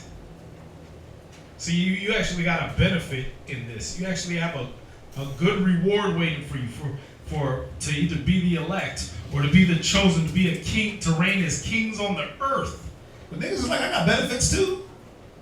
They pay for my dental. I got 401k. Dental was like $1 a month. Stop it. And you'll work that job 10, 15 years just for the fact that you're going to survive. Not for a reward. Yep. All you're going to do is survive. Whether you get, dental, 401k, that's just survival. That's like, if one of my teeth fall out, I'll be able to put it back in my face. Plastic. Shouldn't you be able to do that anyway? Yeah. You shouldn't have to pay for that. That's what the kingdom's going to be. You're not going to have to worry about those things. And on top of that, you're going to reign as kings and princesses on the earth. The Most High don't promise you that, but how could you be motivated for a dead-end job to work it 5 years, to work it 10 years, but you can't be motivated in the truth past 6 months? That 6 month zeal burn off, and it's like, I ain't serving plates no more. I don't want to serve brothers. All we do is serve brothers at the feast. Where's our benefit? The kingdom of heaven? Or you start thinking about the old, like, damn, at Starbucks, they at least told me congratulations. Right. They at least congratulated me at Starbucks and patted me on the back. Start looking at the grass is greener on the Oh, other side, side. knowing damn well if you took one of those caramel frappe lattes, you was gonna get fired. Yep. You couldn't even have the reward of the fruits of your own labor. Yeah, you couldn't lick the caramel off your finger. You're like, wait a minute, you're stealing company property. I remember when they started acting that when I was working at McDonald's. I'm like, Issachar was over there trying to just get a Big Mac. They was getting charged for that. Like, damn, you can't even, you put the Big Mac together, you can't take a bite. Cut this. Yeah, if we find you taking any more of that, that's company property, you'll get fired. But all the stuff that was left over from the night before, they dumped. Yeah, They would toss it. wouldn't even give it to the homeless. It would be bags of hundreds of pounds of Big Macs and hot food, just garbage. Gotta throw in the trash. You can't take it home. Yeah. Yeah, You man. can't even get the benefits of the fruits of your own labor, man. I remember that. Where the Most You High sit said, there in the truth like, it was so much better at McDonald's. But the Most High even said it, muzzle not the ox that treadeth the corn. So you go and eat of the fruit. He said, what man got a vineyard and don't take from that vineyard? He done promised you this and more. Not only will you get to eat the fruits of your own labor, but the brothers and sisters that work with you. But some don't stay motivated long enough to let the fruit grow. That's the problem. You don't stay long enough motivated to even see that fruit pop up. Finish this up. Verse 8. About 30 minutes. Finish it up. Go ahead. And one only path between them both, even between the fire and the water. So you got one path between the fire and the water. Go ahead. Let them know where we at. We're at 2nd Esdras, verse 8, last precept. 2nd Esdras 1 and verse 8. 2nd Esdras, chapter 7, verse 8, last precept. Go ahead. So small that there could... So like, I'm going to read verse 8 from the top. Come on. And one only path between them both, even between the fire and the water, so small that there could but one man go there at once. And this is the point I wanted to get to. So this path is so small that only one person can go through it. So you can't ride nobody's coattail. Ain't no hand joining hand and we walking in there together. Nah, man. You can't just be like a career student or not having the ambition to say, man, let me grow. Let me start feeding the flock. I've been getting fed, but it's time for me now to start feeding the flock. You got to start making your own path. You got to start walking through it, going through the same things. You can't just be in the stands forever. You got to get out the stands and then get on the field and then get off the bench and actually get into the game. But not just get into the game, but you got to try to become an all-star or Hall of Fame player. But not like, you know how you watch like sports and you have that one jackass on the team that's like, I'm the best player and I'm just going to throw up all the shots. Kobe, right? I'm going to throw up all the shots. This guy, no. You got to still be a team player in the spirit. Fine. That's what it was about. It's about if a man strives for masteries and he's not crowned, you got to strive lawfully. Yes, sir. So you could be a trailblazer. And what we're saying is, I shouldn't have to, me personally, shouldn't have to go to a brother and be like, hey, what's up with your test? Because guess what? Nobody came to me and was like, hey, brother, what's up with your test? I went to brothers like, where's the test? Then when it was time to take it, I'm ready to take it. I remember the first class I wanted to do. And I went to REI, I went to Lockabah. I'm like, man, I got this class, I'm ready. They were like, nah. And I was like, man, I'm ready. And they were like, well, we'll talk to the Zach for you. And I'm like, man, F that. I went to the Zach myself. Like, listen, I got this class, right? I was like, oh boy, and Hustle and Flow. I'm like, it's like a beat that's just in me. And I was like, bro, I got this class, man. And he was like, okay, teach it to me. And he was like, okay. And I taught my class. But nobody was like, hey, where's your class at, brother? I remember that. Listen, where's your class at, brother? Where's your test? How come? Nobody did that to him. Nobody was like, bro, where's your test? Where's your class? How come this? Yeah. Oh, you want to street speak? You got a street speaking, right? Hey, I want to street speak. Okay, so where's it at? Hey, I want to teach. Okay, so what you got? Yep. That's what we're saying, where you don't got to wait on some man to give you the okay to do what you are already ordained to do. No man is supposed to determine any other man's righteousness or any man's growth in the spirit. You're supposed to already have that burning in you. You're supposed to say, you know what, man, this is what I came for, because you'll die for the truth. We're supposed to live for the truth. But if this is what I'm here for, the truth, right? If I'm here for the knowledge, if I'm here for the brethren, then it's got to be a self-will. I got to be self-propelled to say, listen, man, I'm ready. I might not have all the ins and outs of teaching class, but guess what? I'm putting the effort. Here's my class. Yeah, fair. Here, boom. Oh, well, good try, but let's go take you through the steps. Hey, I'm ready to street speak. You are? What you got? Well, I got this. Oh, damn. Okay, that's good. Let's add to that. But it's like, man, I want to be I want to be a teacher. Okay, well, what class you got? Well, that's the class? it doesn't work like that. Okay. This straight and narrow gate. You're supposed to say, you know what? I want to be the first one through them doors. Yeah, I know he got to go too, but guess what? I'm ready. Yeah. We know it's one man at a time, but guess what? I'm not going to wait on him to walk through. Because I might not get my time if I wait. You think I waited? You think he waited? You think he's waiting? Hell nah. Yahushua pop up right now and you was like, well, I was waiting on this brother because, what? He gonna look at you like, what the hell are you talking about? Waiting on him for what? You're supposed to be found so doing. And what is it that you're doing? What is it that you're doing? You know, sisters too. Brothers, you gotta ask yourself, man, and you know, we had a talk last night. And Kazakia put it beautifully. What have you in your time in the truth, and what have you contributed? What are you doing to impact others? Because that's what it's about. If it's about using the knowledge, are you using it? And are you getting better at it day by day? Some brothers been here a year, 2 years, 17 years, 20 years. But are you the same man a year ago? Are you the same sister a year ago, 6 months ago, a week ago? It's supposed to be a constant growth, man. Abounding day by day.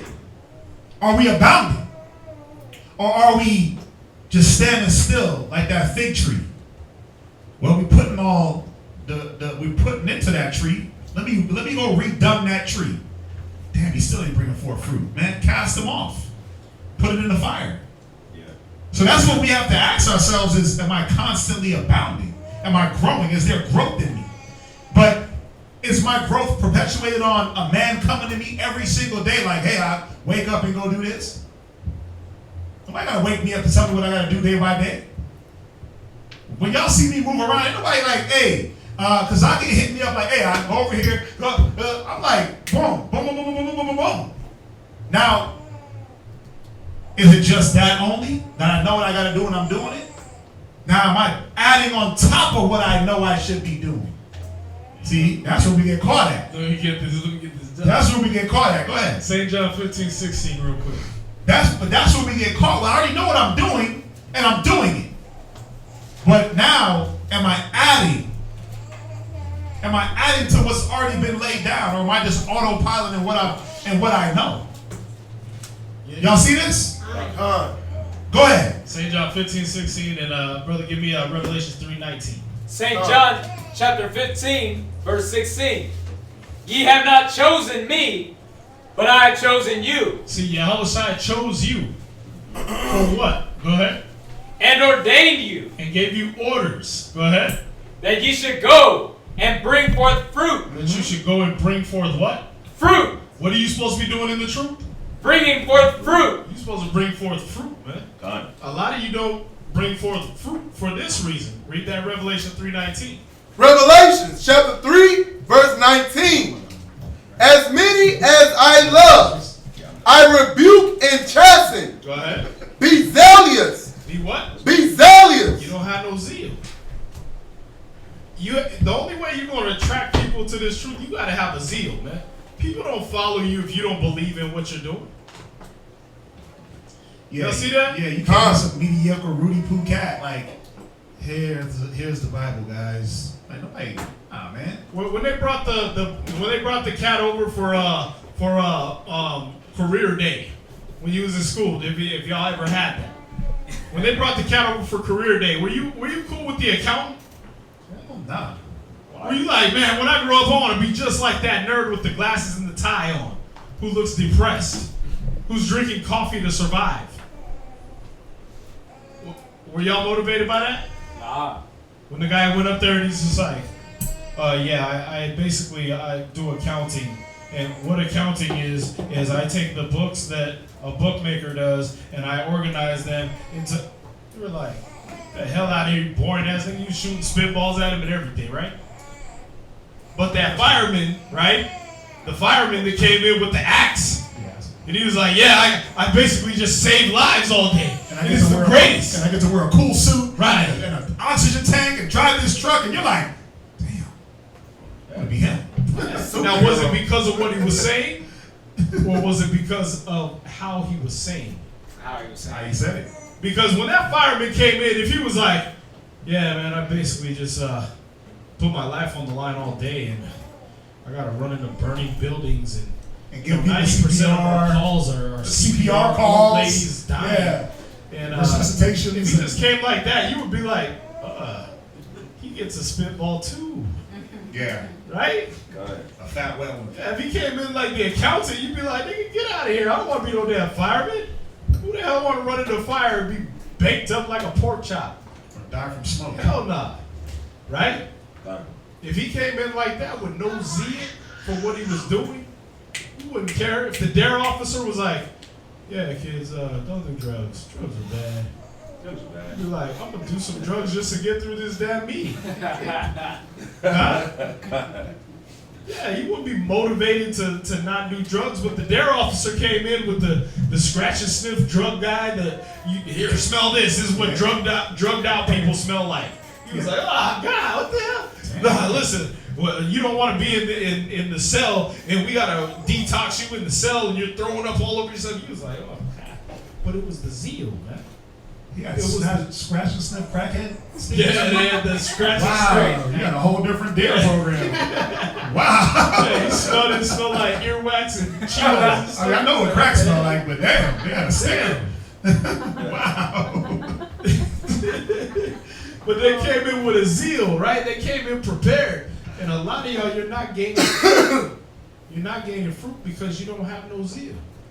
Sisters, if you're not bringing in other sisters, if you're not bringing in other brothers, it's because you don't have no zeal. You here for your husband. If you're not nurturing your own children. Yeah, you don't look back and saw that you were rich. That you had increased in riches. I got my husband, I got my kid, I got my job. I'm good. Your zeal is gone, man. That's why you're not bearing fruit. You're not trying to survive anymore. When that tree bears fruit for the same reason that fig tree should have bear fruit. Survival. And to feed somebody. Christ woke that tree up. Like, listen, it was a matter of survival, bro. Yep. I wanted figs or die. Yep. Y'all see that? When the apostles saw that, they knew exactly what was up. Okay, we better hit these cities 2 by 2 and bear fruit. Because we saw what he did to the fig tree right in front of us. It's a matter of survival. You understand? Yes, sir. Your zeal gotta be there, man. Sisters, y'all can't just be here to serve plates. Just like our job, like he said in Acts 6:2, is it meet that we should lead the work of the Most High and wait tables. It's not meet for y'all to come in here and just get a job for Esau. Not saying that there's anything wrong with that. Y'all doing your part, doing that. But your job is to bear fruit, man. And abound more and more. Exactly. Like he said, it should abound and it remain. Sure. You're supposed to have motivated other sisters to want to do what you do. A sister should see you and be like, wow, man, I wish I was a woman like her. I'm tired of my shorts going all the way up my ass crack. I'm tired of men just looking at me so they can find some fun for the night. I want to be looked at like I look at her.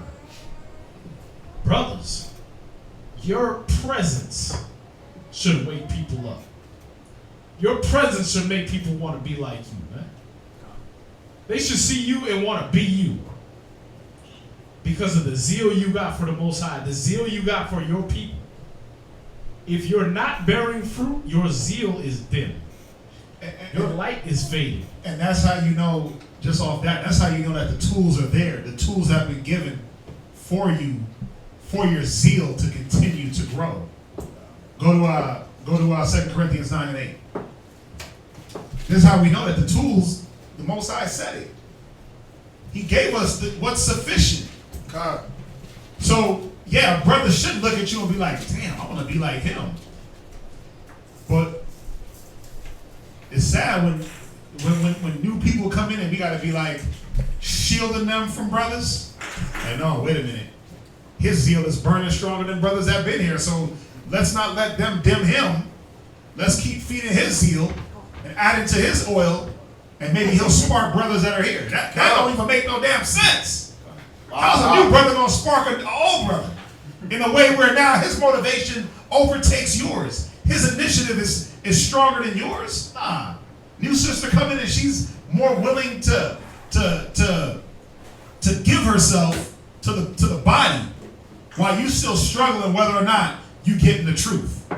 You still struggling with the word like, I wonder if this is the real truth, because I don't know, man.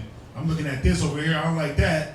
Looking over here, I don't like that. You doing the best kind of heart. You like just looking at things, man, like, but the other sister's coming in and just zipping around you.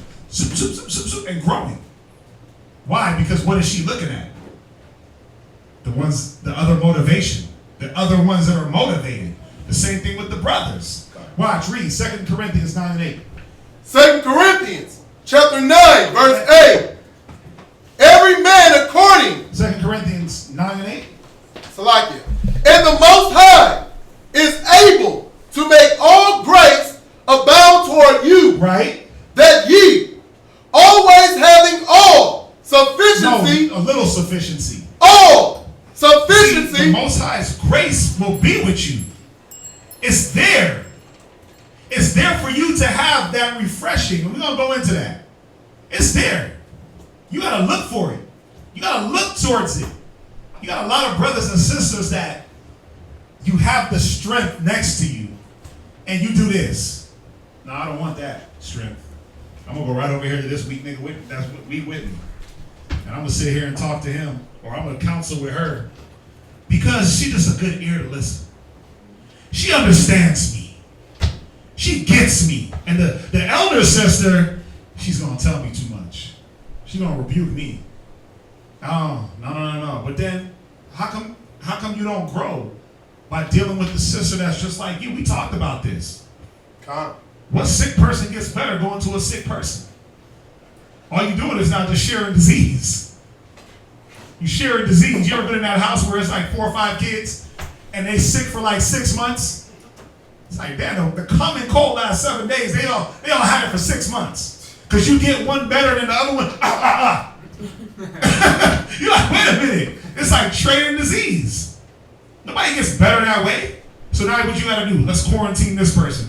Quarantine this kid. He's better. Quarantine. No, I want to go play with Billy. Nah, Billy's sick. Stay over here. Right?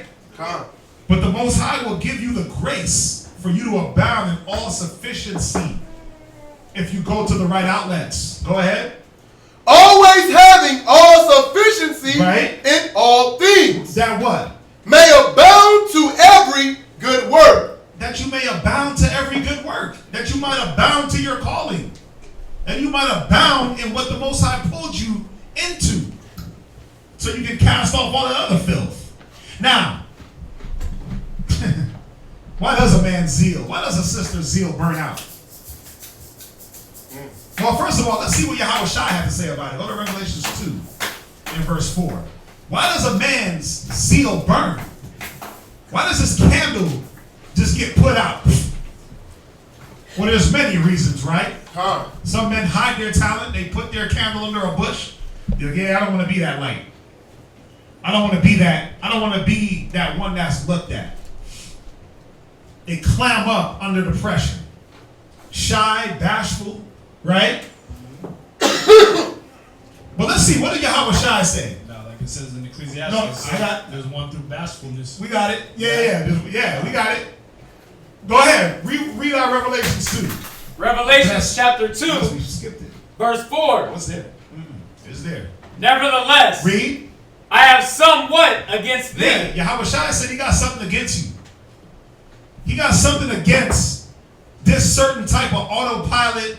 No, I'm not going to put my spirit in no more. I'm just going to be here. My spirit is on the moon, but my body is in class halfway asleep. He said, I got something against you, man. Why? Read. Because thou hast left thy first love. And some of y'all leave your first love. You left it in 6 months. You left that first love in a week, in 2 weeks, because you replaced the first love with something else. My first love, right? I had to.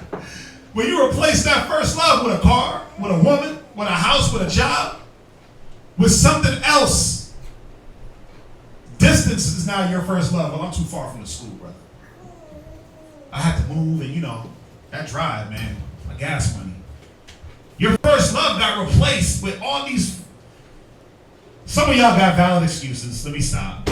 Some of y'all got valid excuses, but some of y'all is just fictitious, and it's not valid. Israel got really good excuses for why their first love is no longer their first love, but you put that first love on the back burner. It's your back burner love. You know that stove? You got 4 burners. You know that one burner that's broke? It don't do nothing. It can't even heat the food up. It can't even keep it warm. That's where y'all put the first love, which is Yahweh Shai, and studying, and brotherhood, and sisterhood in the nation, on that broke-ass burner that's dirty on the bottom. With all the caked up food, and it don't get no heat. That's the burner that you put your first love on. And now everything else takes precedent. Yahweh Shai got a problem with that. Go ahead. Verse 5. Remember therefore. He said, do what? Remember therefore. Remember what I did for you. Remember the blessings, right? Remember that zeal, that vehement desire, that clearing. Remember that. When you first got the word, that great illumination, when it said, it's in Hebrews, it said you were illuminated and you went through a great flood of affliction. He said, remember that, man. Go ahead. From whence thou art fallen. Come on. And repent. Yeah. Remember the pedestal that you were on, because wisdom lift up the head of him that is at low degree. Remember, sisters, a wise woman buildeth her house, but a foolish woman pulleth down with her hands. Remember what wisdom, not just, yeah, I heard that before, but damn, I know I heard that before, but wow, I'm going to apply it in this situation. And now I'm going to be able to take that same thing I heard and apply it over here. Remember where you fell from. Go ahead. And do the first works. No. Just forget about the first work, because you got to a certain point and you're good now. And do the first works. He said, do the first works, man. Perform that love towards that first love, man. Have that same zeal. Have that same fight. Y'all remember when y'all used to have a million things to do, but you was like, nope, I'm studying tonight. I know I got a bunch of things to do, but nah, I got to get in that book. And you used to have this feeling. Remember that feeling you used to have when you needed to go, you wanted to go study and read, and you were like, damn, everybody's bothering me. Gotta read, gotta study. All you have to do is just switch your time frame. I don't got time to study. I don't be having time to study. Not like I want to. And I definitely can't do it between the hours of 10 and 10, because my phone is like, and I be like, damn. So guess what I gotta do? All the way to the wee hours. That's where I gotta get it. Where my phone ain't gonna be blowing up, where the kids asleep, TV ain't a problem, nothing needs to get done, no errands need to be read. So I'm here, 2 in the morning, 3 in the morning, 4 in the morning, 5 in the morning sometimes 6. I didn't make the fact that I'm busy be the excuse. I changed my circumstance. Now, what's the problem with excuses? Or better yet, let's just read the scripture. Go to Ecclesiastes. Let's go to Ecclesiastes, right? What do we want? Ecclesiastes 32:17. Somebody else get that. Finish that Revelations. I didn't finish that. Ecclesiastes 15. Ecclesiastes 32:17. You finish that Revelations 2 and verse 5.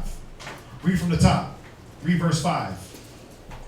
Revelations chapter 2 verse I'm 5. going to take y'all over a little bit. Go ahead. Remember, therefore, from whence thou art fallen. Right? And repent. And do what? And repent. And he said, man, you better go back. Go ahead. Go back to the wisdom. Go back to the first love. Read. And do the first works. Come on. Or else I will come unto thee quickly. And you know how, man, listen. Some of y'all know.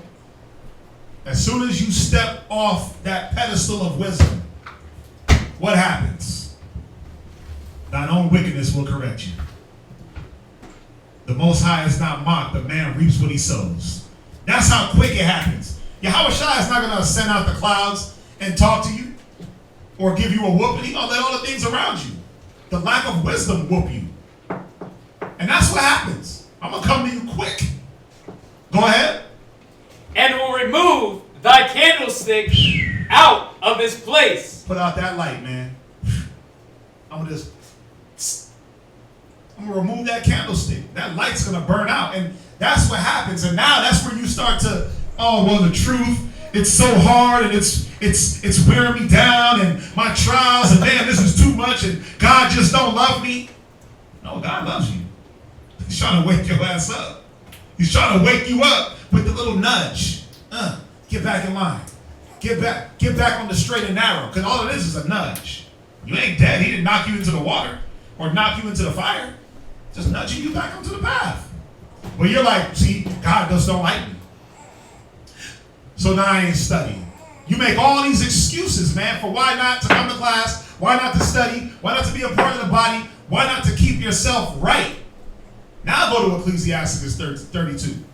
Ecclesiasticus chapter 32, verse 17. Read. A sinful man will not be reproved. Go ahead. But find it an excuse. Wait, who finds an excuse? Find it an excuse. What type of man? A sinful man. What type of man? A sinful man. Yeah, because a sinful man is not motivated by anything but sin. He's not motivated to do right. He's not motivated for his calling. He's like, why should I do my calling? Like, I'm catching all this hell. I'm going through all these trials. I'm going through these tribulations. Brothers is always checking me and telling me I'm wrong. You got ribs that do that too. I'm never right. I'm just evil and wicked. Well, then get right. If you look at yourself as evil and wicked, won't you use the tools? Won't you use the tools that are sufficient to abound to every good work? Why not? But what does a sinful man look at? Why do we lose that zeal? Why does the Most High put out your candles? What is it that a man is looking at? He's looking at other men. Examples. But he's looking at the wrong ones. From there, go to Colossians 3:23. Philippians 2:12. You want to finish that? Finish it. Come. A sinful man will not be reproved, Right? but find it an excuse according to his will. Yeah, man. You know it's wild that when it was time to hit the club and go see Shorty down the block, she wasn't really down the block because she lived like 2 hours away. You made sure that you found enough gas money to get there. You made sure the tires on the car was pumped up. You made sure that the car was running well. You made sure you had every avenue covered to go see old girl. You had every avenue covered, man. But as soon as it was, okay, let's get to work, brother. Or you want to go see your boo, you had you since sneaking out the house, putting pillows in the bed and making it look like you was there all night. You had every excuse covered. You called your big sister and was like, yeah, mom and them asked if I'm here to tell them I'm here. I'm just asleep. You had everything covered for your will. For your will. But when it came to the will of the Most High, it's like, oh yeah, I can't do that today. And didn't even have a valid excuse. Like, yeah, I was just tired. Yeah, I live too far. Yeah, I'm busy. Yeah, I'm tired. Yeah, I lost track of time. Like all these excuses on why not to do what you were called for. All the reasons why there's no motivation in you. All the reasons why you just mediocre. I like that word, mediocre. You have all the excuses on why to be half-assed. Why you should ride the fence. Well, their brothers over here was teaching this, and y'all are teaching this, so I don't know who got the truth. I don't know what to believe, brother. So that's my reason to ride the fence. I'm going to just be in the middle. That's my reason for being double-minded. Brothers coming with some elaborate-ass excuses, man. So do sisters. Well, I see what that brother's doing over here with his wife, and he's doing this with his wife, so I don't want to be nobody's wife. Or I don't even know about this truth thing because look at the way they're dealing. Everybody don't deal like that. You got examples of good and bad. Why you keep looking at the bad? Why you keep looking at the wrong thing? Go to Colossians 3:23. Colossians chapter 3, verse 23. And whatsoever ye do, What's that? Go ahead, read. do it heartily. Ronnie? Do it what? Do it heartily. No, do it halfway. Heartily. No, just don't care about what you do. Do it heartily. Yeah, he said put your spirit into it. He said put your spirit, be pressed in the spirit. Be zealous. Be zealous. Be zealous about what you're doing. Have some zeal. Have some care. Have some commitment. Have some love. God. Go ahead. As to the Most High. As to who? As to the Most Go High. ahead. And not unto men. But that's what deters and burns out a lot of brothers' zeal, man. You looking at man. You looking at a man next to you, and you're like, well, he's not going through that, so why do I got to do it? Well, because you ain't him. You don't have his trials. You don't have his tribulations. You don't know what the Most High has set up for that man. God. Whoever ate food prepared by a chef. Y'all know what it takes to be a chef, right? Good. You don't just like to cook, pancakes and waffles. Easy stuff. You love food. You love the taste. You love to go and feel grapes in the supermarket. You love to Knock on melons and taste time. Yeah. You know what I mean? You like That's all that stuff. Yeah, you like to discern different flavors and different smells and things like that. You have a passion for food. Yep. So have y'all ever had food prepared by a chef? There's Wow. a difference. Not There's the a Waffle House chef. Yeah, no. A real chef. Right? Wolfgang Puck style. Yeah. What's the Like other if you guy? were on a cruise, Gordon Ramsay. Gordon Ramsay style, right? Yeah.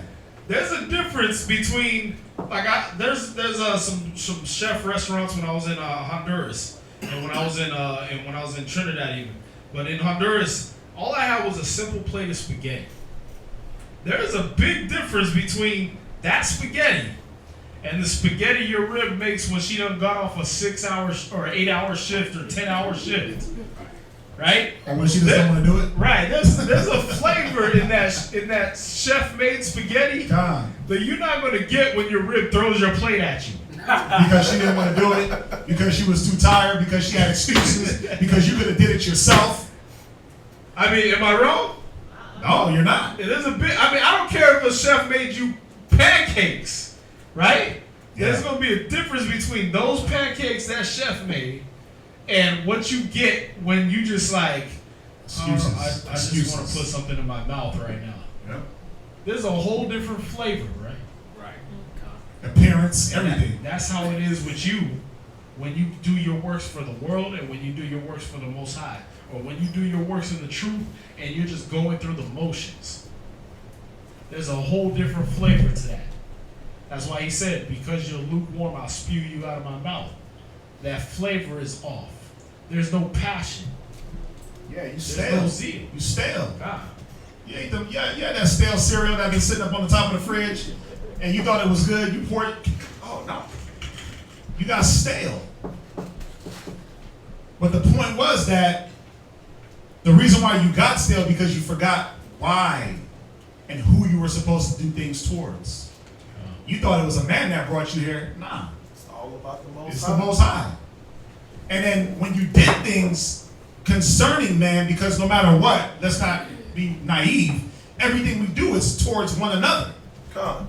That if I'm thinking the Most High first, it's going to come out perfect anyway. It's going to come out with that conviction, that love. It's going to have spirit behind it. So you don't have to second guess like, damn, I've been there. It's like, hey, can you make a sandwich? And it's just a sandwich, right? But you like, damn, it's a whack-ass sandwich because I didn't want to make that sandwich. But you can tell the ones that they want to make. It's like, man, they put a little salt on it, a little oil, right? The meat's folded real nice. The bread got the perfect proportion of mayo.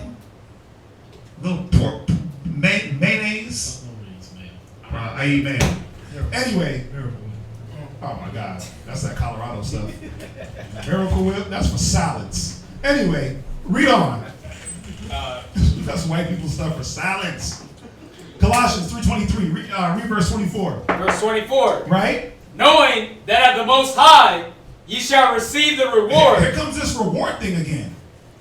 But see, you lose the zeal because a man didn't pat you on your butt and say, good job. He didn't give you the old, right? Attaboy, right. He didn't give you the old attaboy. You're like, well, I did all this, and he didn't tell me thanks. So? Well, I did my husband's laundry, I cooked, the whole house is clean, and all he did was come home and dirty it. So? Your reward ain't from him anyway. Read it one more time. Knowing that of the Most High ye shall receive the reward. The reward, go ahead. Of the inheritance. No, a couple of dollars. Of the inheritance. Thank you. The inheritance. Yeah, man, you was going to get a true inheritance. You was going to inherit the kingdom with every good work you did. Read on. For ye serve the Most High. You serve who? The Most High. You serve who? The Most High. Go ahead. In Christ. Go ahead, read on. Read verse 25. But he that doeth wrong shall receive for the wrong which he hath done. Because who gives you the wrong? Who gives you that? The Most High. But how come nobody looks at that? It's like, man, I know if I do wrong, the Most High is going to whoop me. But when I do right, man got to praise me? Well, man ain't telling me I'm doing good, so, man, I don't know about this truth thing. These brothers over here, man, they're not appreciative. But we can't chastise you. We can't reward you. You shouldn't want the reward from us. Because if we give you a thank you, that's your reward. Is that worth a damn? A thank you? Hey, brother, the water for that. That's what you're looking for, some vainglory? But see, that's why men and women's zeal burn away. Because you feel like, oh, I'm not being acknowledged enough. I'm not being acknowledged enough. The Most High sees what you're doing. And so do men. Because we definitely give praise where praise is due. The scriptures do tell us, let other men praise you and not your own lips. Read on. For the wrong which ye have done. Right? And there is no respect of persons. There's too much of that going on with us where you have too many man's eyes and man's thoughts on this level and not understanding, wait a minute, it's not about man. You have man in admiration and not the Most High. You're doing the respect to a person thing, and the whole time you're diminishing because you're waiting for man to bolster you. Right? Go from there. Go to Philippians. Come on, 12. Book of Philippians, chapter 2, verse 12. Go ahead. Wherefore, my beloved, Right? as ye have always obeyed, Right? Because this is the problem with a lot of brothers and sisters. You obey. Go ahead. not as in my presence only. But see, it's like you do certain things. It's like you're one way in front of your husband or in front of brothers, and then you're a whole total opposite 375-degree person. You're one way this way, and then you're a whole other way in front of brothers and sisters. At work, you're your government name for real. You're the old woman, the old man at work, right? But you come into class, and it's Yahweh Shema Lathan in Hebrew. It's you're floating in the angel's tongue. Go ahead. But now, much more in my absence. In my what? In my absence. See, we have to understand that it's the Most High that we're performing for. It's not man. It's not man. So if you're here for praise, if you're here for acknowledgement, if you're here to be bolstered up and get vainglory, we can see why you're getting dim. We can see why that candlestick is getting put out. We can see why your first love is no longer the word, but you love to hear the praise of men. From there, go ahead, read on. Work out your own salvation with fear and trembling. Like I tell people a lot of times, I can't save you. I can't save you. You can't jump on my back and ride to the kingdom.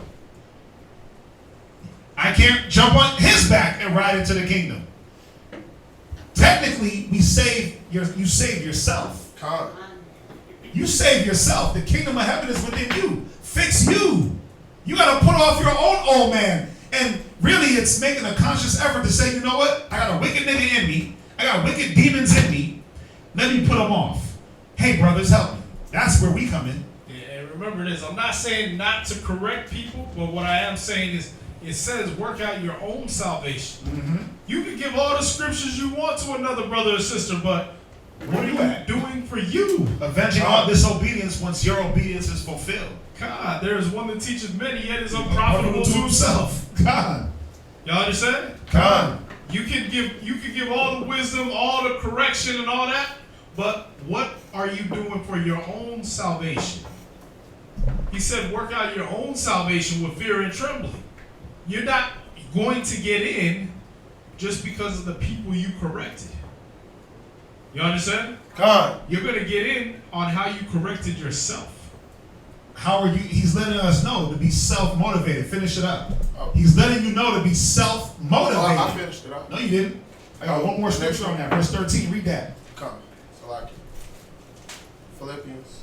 Yeah, Philippians. That's why you can't just sit. Philippians 2 and 12. Come. 13. Got it. 2 and 13. Book of Philippians. Right? Chapter 2. Verse 13. Go ahead. For it is the Most High, which worketh in you. No, it's Kazakia. The Most High. Batazah. The Most High. No. Surely Thahawan. The Most High. It should be the Most High that working all of us to do what? Read. Which worketh in you. Both to will. Both to what? Both to will. To what? To will. Go ahead. And to do. No, to not do. To do. To just sit on the word on your couch. To do.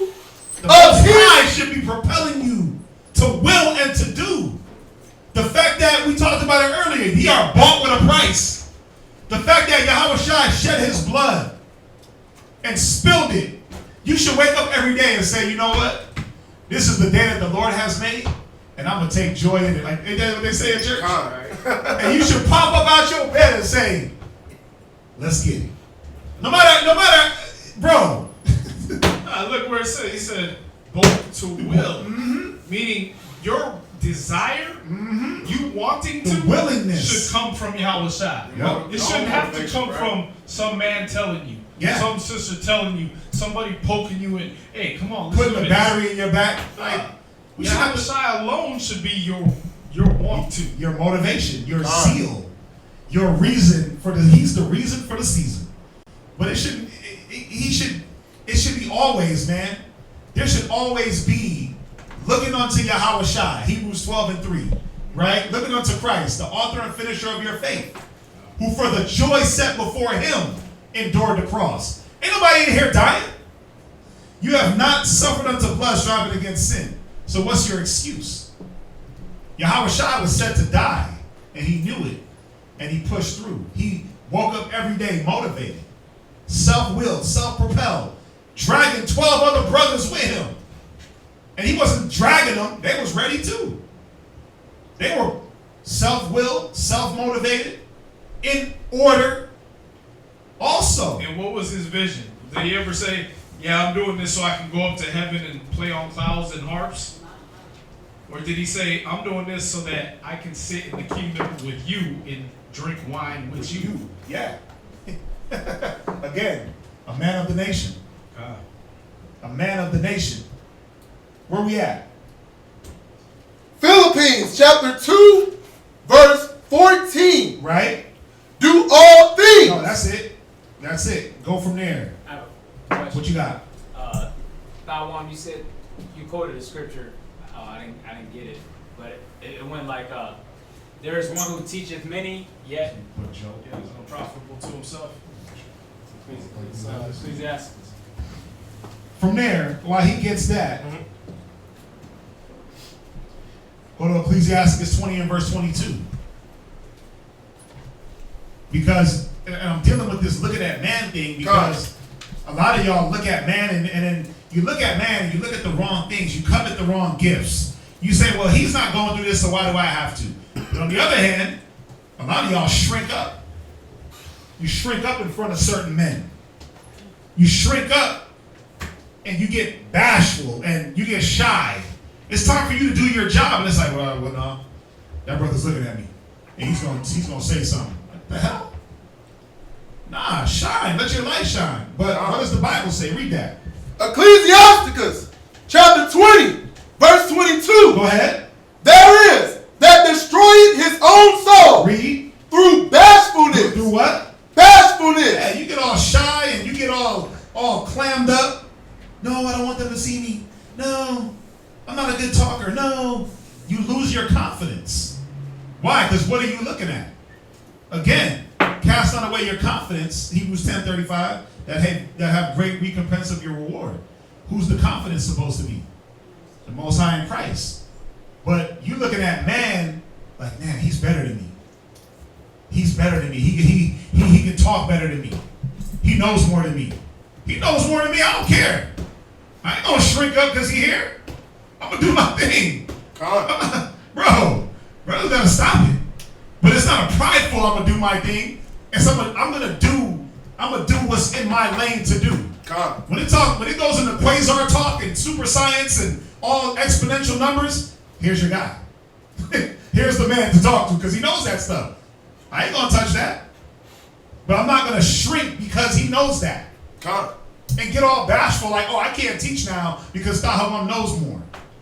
This is exactly what Ronald Dawson's question was online. 1 Corinthians 12. It's Ronnie. That's Ronnie. Everybody having different offices. Talents. But the same spirit. Yep. Everybody got different administration, but it's toward the same spirit. Yep. One person might be the science one person might be the I have the whole understanding of ancient Hebrew. Cool. Yeah. But it's for the same spirit. It's all for edification of the people. Yep. If it's not for that, you're not trying to build the kingdom. Yep. That scripture was Ecclesiasticus 37:19. Read on. And by accepting of persons overthroweth himself. You see that? It goes back to man-pleasing spirits, man. It goes back to that man-pleasing spirit. So y'all see this, right? So I'm going to skip. I'm going to skip down. Go to Isaiah 40. I mean, there's many reasons why we lose the zeal. There's many reasons why men and women lose their zeal. Let's hit this part. You blame the physical. You blame the physical things. You blame physical ailments. Now, again, a lot of brothers and sisters have legit physical ailments. But did Paul? Let's go there. 2 Corinthians 12:9.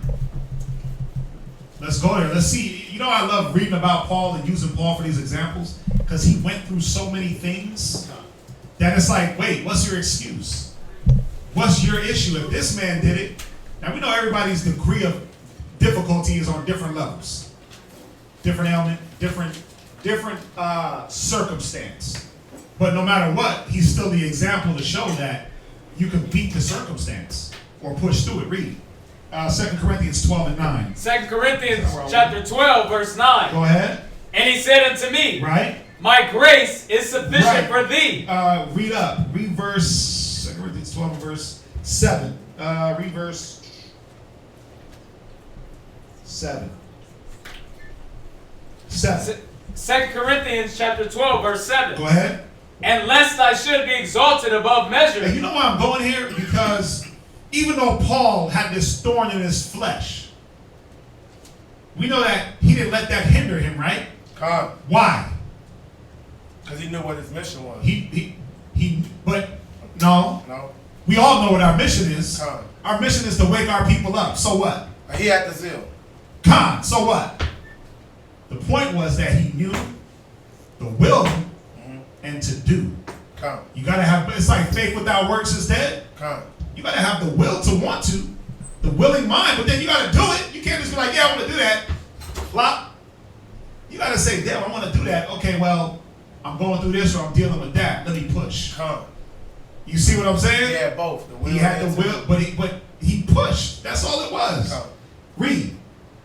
And lest I should be exalted above measure, Right. through the abundance of the revelations, Right? there was given to me a thorn in the flesh. Right, so he's letting us know he had a physical ailment, a thorn in the side.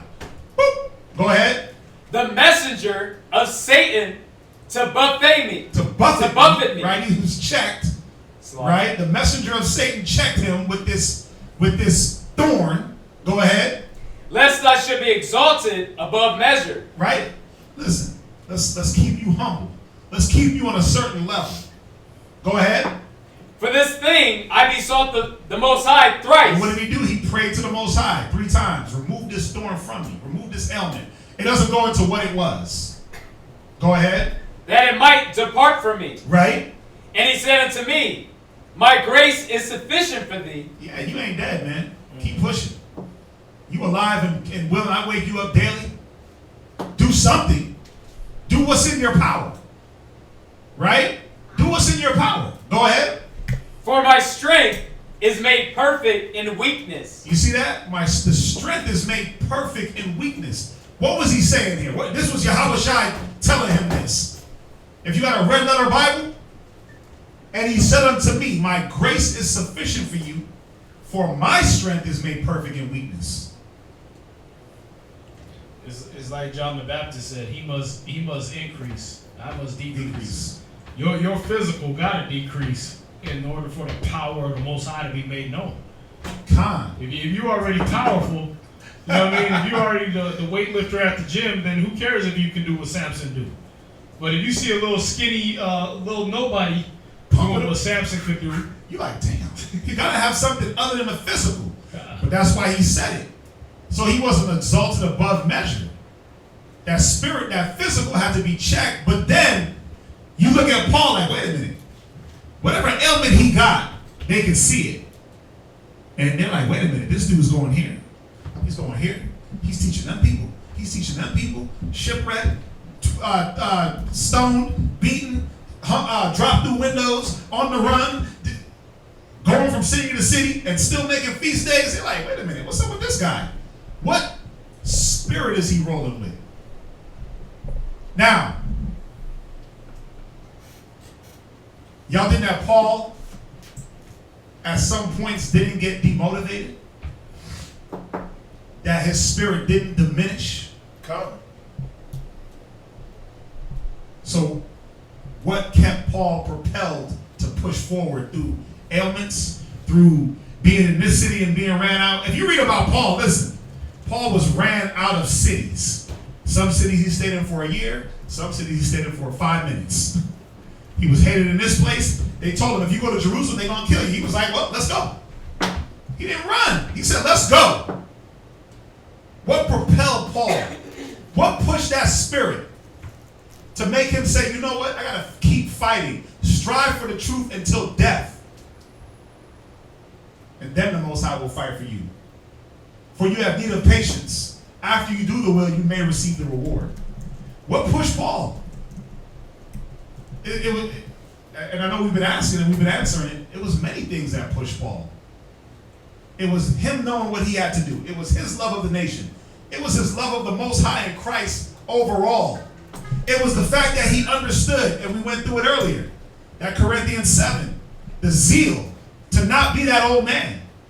Because Paul was a wicked nigga, if y'all didn't know that. He was a killer, he was a murderer. He said it himself, he was a blasphemer. But he did it ignorantly. Paul was so thankful that the Most High brought him out of that mind. He did anything for the Most High in Christ. It didn't matter what he had going on. It didn't matter what was going on with Paul, a shipwreck, stoned. He was like, bruh, I'm here. I'm here to do this. I'm going to hold on to that first love. I don't even need a woman. I don't even need a woman. That's how deeply embedded Paul was. That's how much motivation he had. But there had to be a constant. There had to be a constant refreshing. Go to Isaiah 40 and 28. Book of Isaiah 28. Chapter 40. Slack it. Book of Isaiah, chapter 40, verse 28. Go ahead. Hast thou not known? Read it one more time. Hast thou not known? This is a question. Hast thou not known? You know why it had to be posed like this? Because some of us don't know. It's there right in front of you, and it's like, wait a minute, you don't see this? You didn't know? Watch, read on. Hast thou not heard? You didn't hear? Read. That the everlasting power, the Most High, the Creator, Right, read. of the ends of the earth, Come on.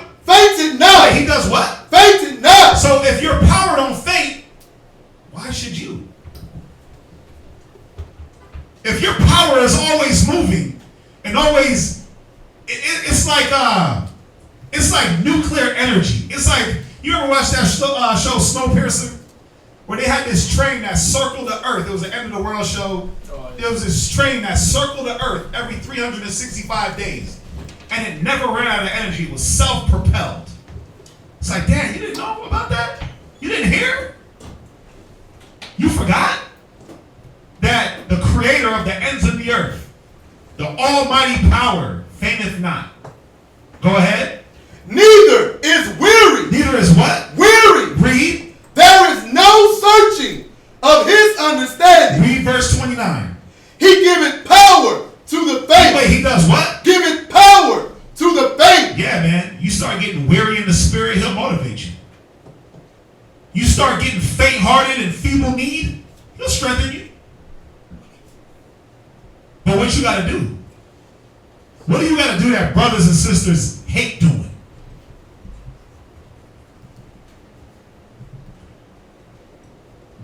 Listen, a lot of people won't open this. They won't open this because they don't want to be humble to the fact that they got to go to the Most High and ask. You don't want to break yourself, fool. You don't want to break yourself. And you don't want to be broken. You don't want to come with that contrite spirit and that broken mind. You still want to come with pride, you know it all, or you just don't, either it's my way or it's the highway. Well, good luck. Good luck.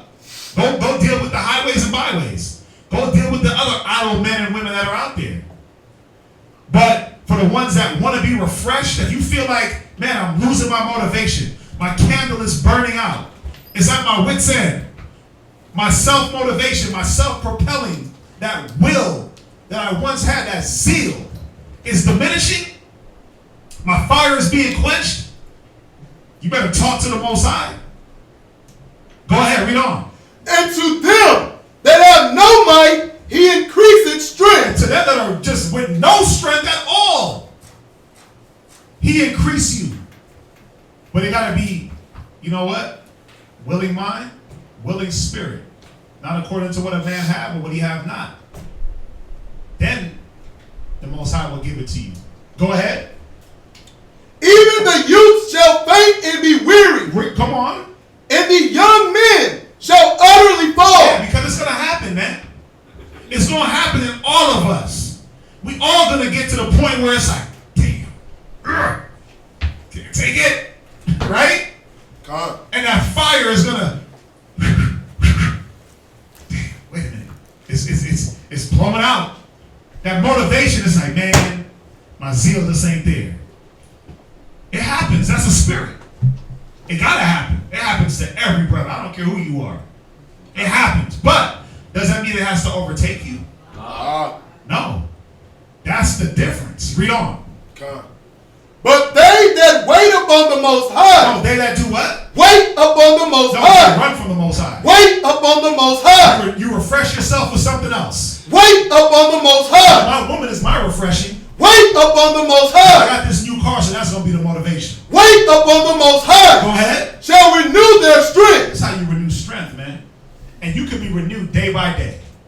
There's a refreshing day by day. Read on. They shall mount up with wings as eagles. Come on, you ever see an eagle in his glory? Who's touching that eagle? When he's just guiding through that sky, man, just floating. Who's looking like that eagle?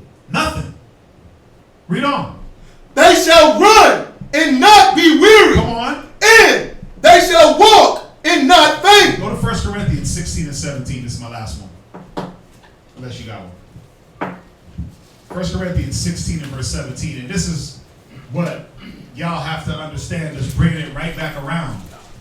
The calling, the sanctification of yourselves for each other, it boils down to this. This is how that renewing, if you weak, how you get renewed. If you're weary, this is how you get strength. If you're faint-hearted and feeble-kneed, faithless, this is how you build it back up. This is what Paul did. Remember, Paul had physical ailments. Paul was an older man. He was running from country to country. He was without a lot of different things. Necessities. The things that we consider necessities, he said he didn't have. But what did he have to rely on to keep him pushing and keep keep him going. Read. 1 Corinthians chapter 16, verse 17. Come on. I am glad of the coming of Stephanus. Wait, so that's a brother. Stephanus was a brother. And Stephanus was at one point not even Paul's peer. He was an understudy. Go ahead. And Fortunatus and Achaicus, right? For that which was lacking on your part, right? They have supplied. Go ahead, read verse 18, because that's what the brotherhood, sisterhood does. It's supposed to supply the things that you lack. God. But how can you get the things that you lack when you don't want to be around the supply? You don't want to be. You don't want to be around the supply. You run from the supply like, no, I don't need that water. You do this. You button your jacket like that old mom. Like, yeah, I don't need to be around that. Right? I don't need to be around them. I'm gonna go over here, or I'm gonna go over to this supply. I'm gonna let this supply me. Not the Spirit of the Most High. Not brothers and sisters in a like mind.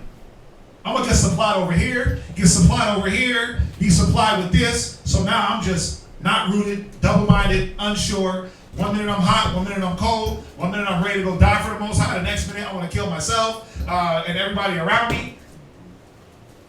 You don't go to the refreshing. Read. For they have refreshed my spirit. They have done what? Refreshed my spirit. They have remotivated, refreshed the spirit. You see that young brother that comes in? I love when I see young brothers come in and they hungry. It's like, oh yeah. Oh yeah. Oh yeah. This is why I do what I do. I don't do it for the old soggy cats in the seat that just don't want to be here. I do it for the brothers that's, yeah, I'm like this, you like this, they're like this, shuffling it down. And it's like, whoa, slow down, brother. Slow down, right? You gonna choke. You gonna babe. Yeah, that's perfect. And you put plates in front of brothers, they're like, man, this old man already has steak. I'm good. I'm not hungry. It's like, damn, we cooked this up for y'all. We chefed this up. We put love and care into it.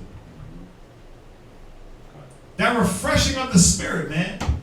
It starts with us. Y'all gotta remember that. It starts with you young sisters dealing with the elder sisters and letting them put the things that you need into you. What's gonna happen is that's gonna help to refresh their spirit, to show them that they're important. That the wisdom that they have, the experience that they have, is needed to be shared. Same thing with brothers. Same thing with brothers. Finish it up.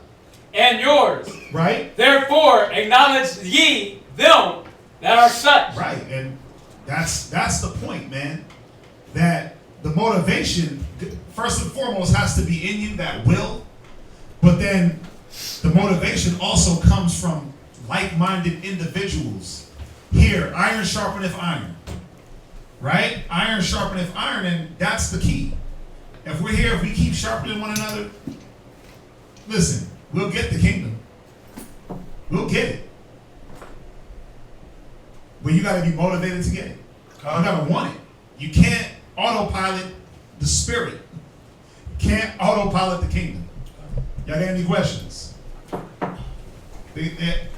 Oh, you hit Ronnie's. You hit Ronnie's question, right? Any questions on that? I know we went over, but this is our first class back in 2 weeks. So I needed it. Y'all needed it. They needed it online.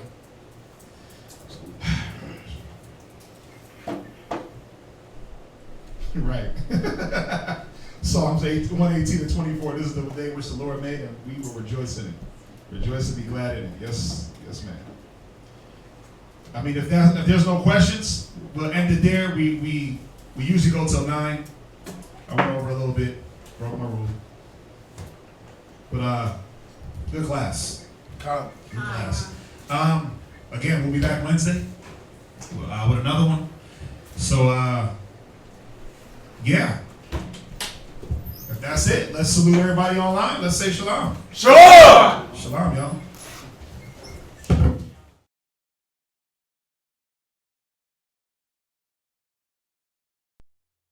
Is my rock.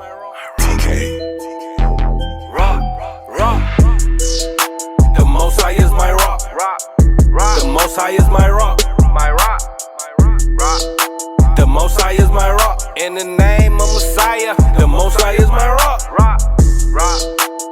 Most High is my rock.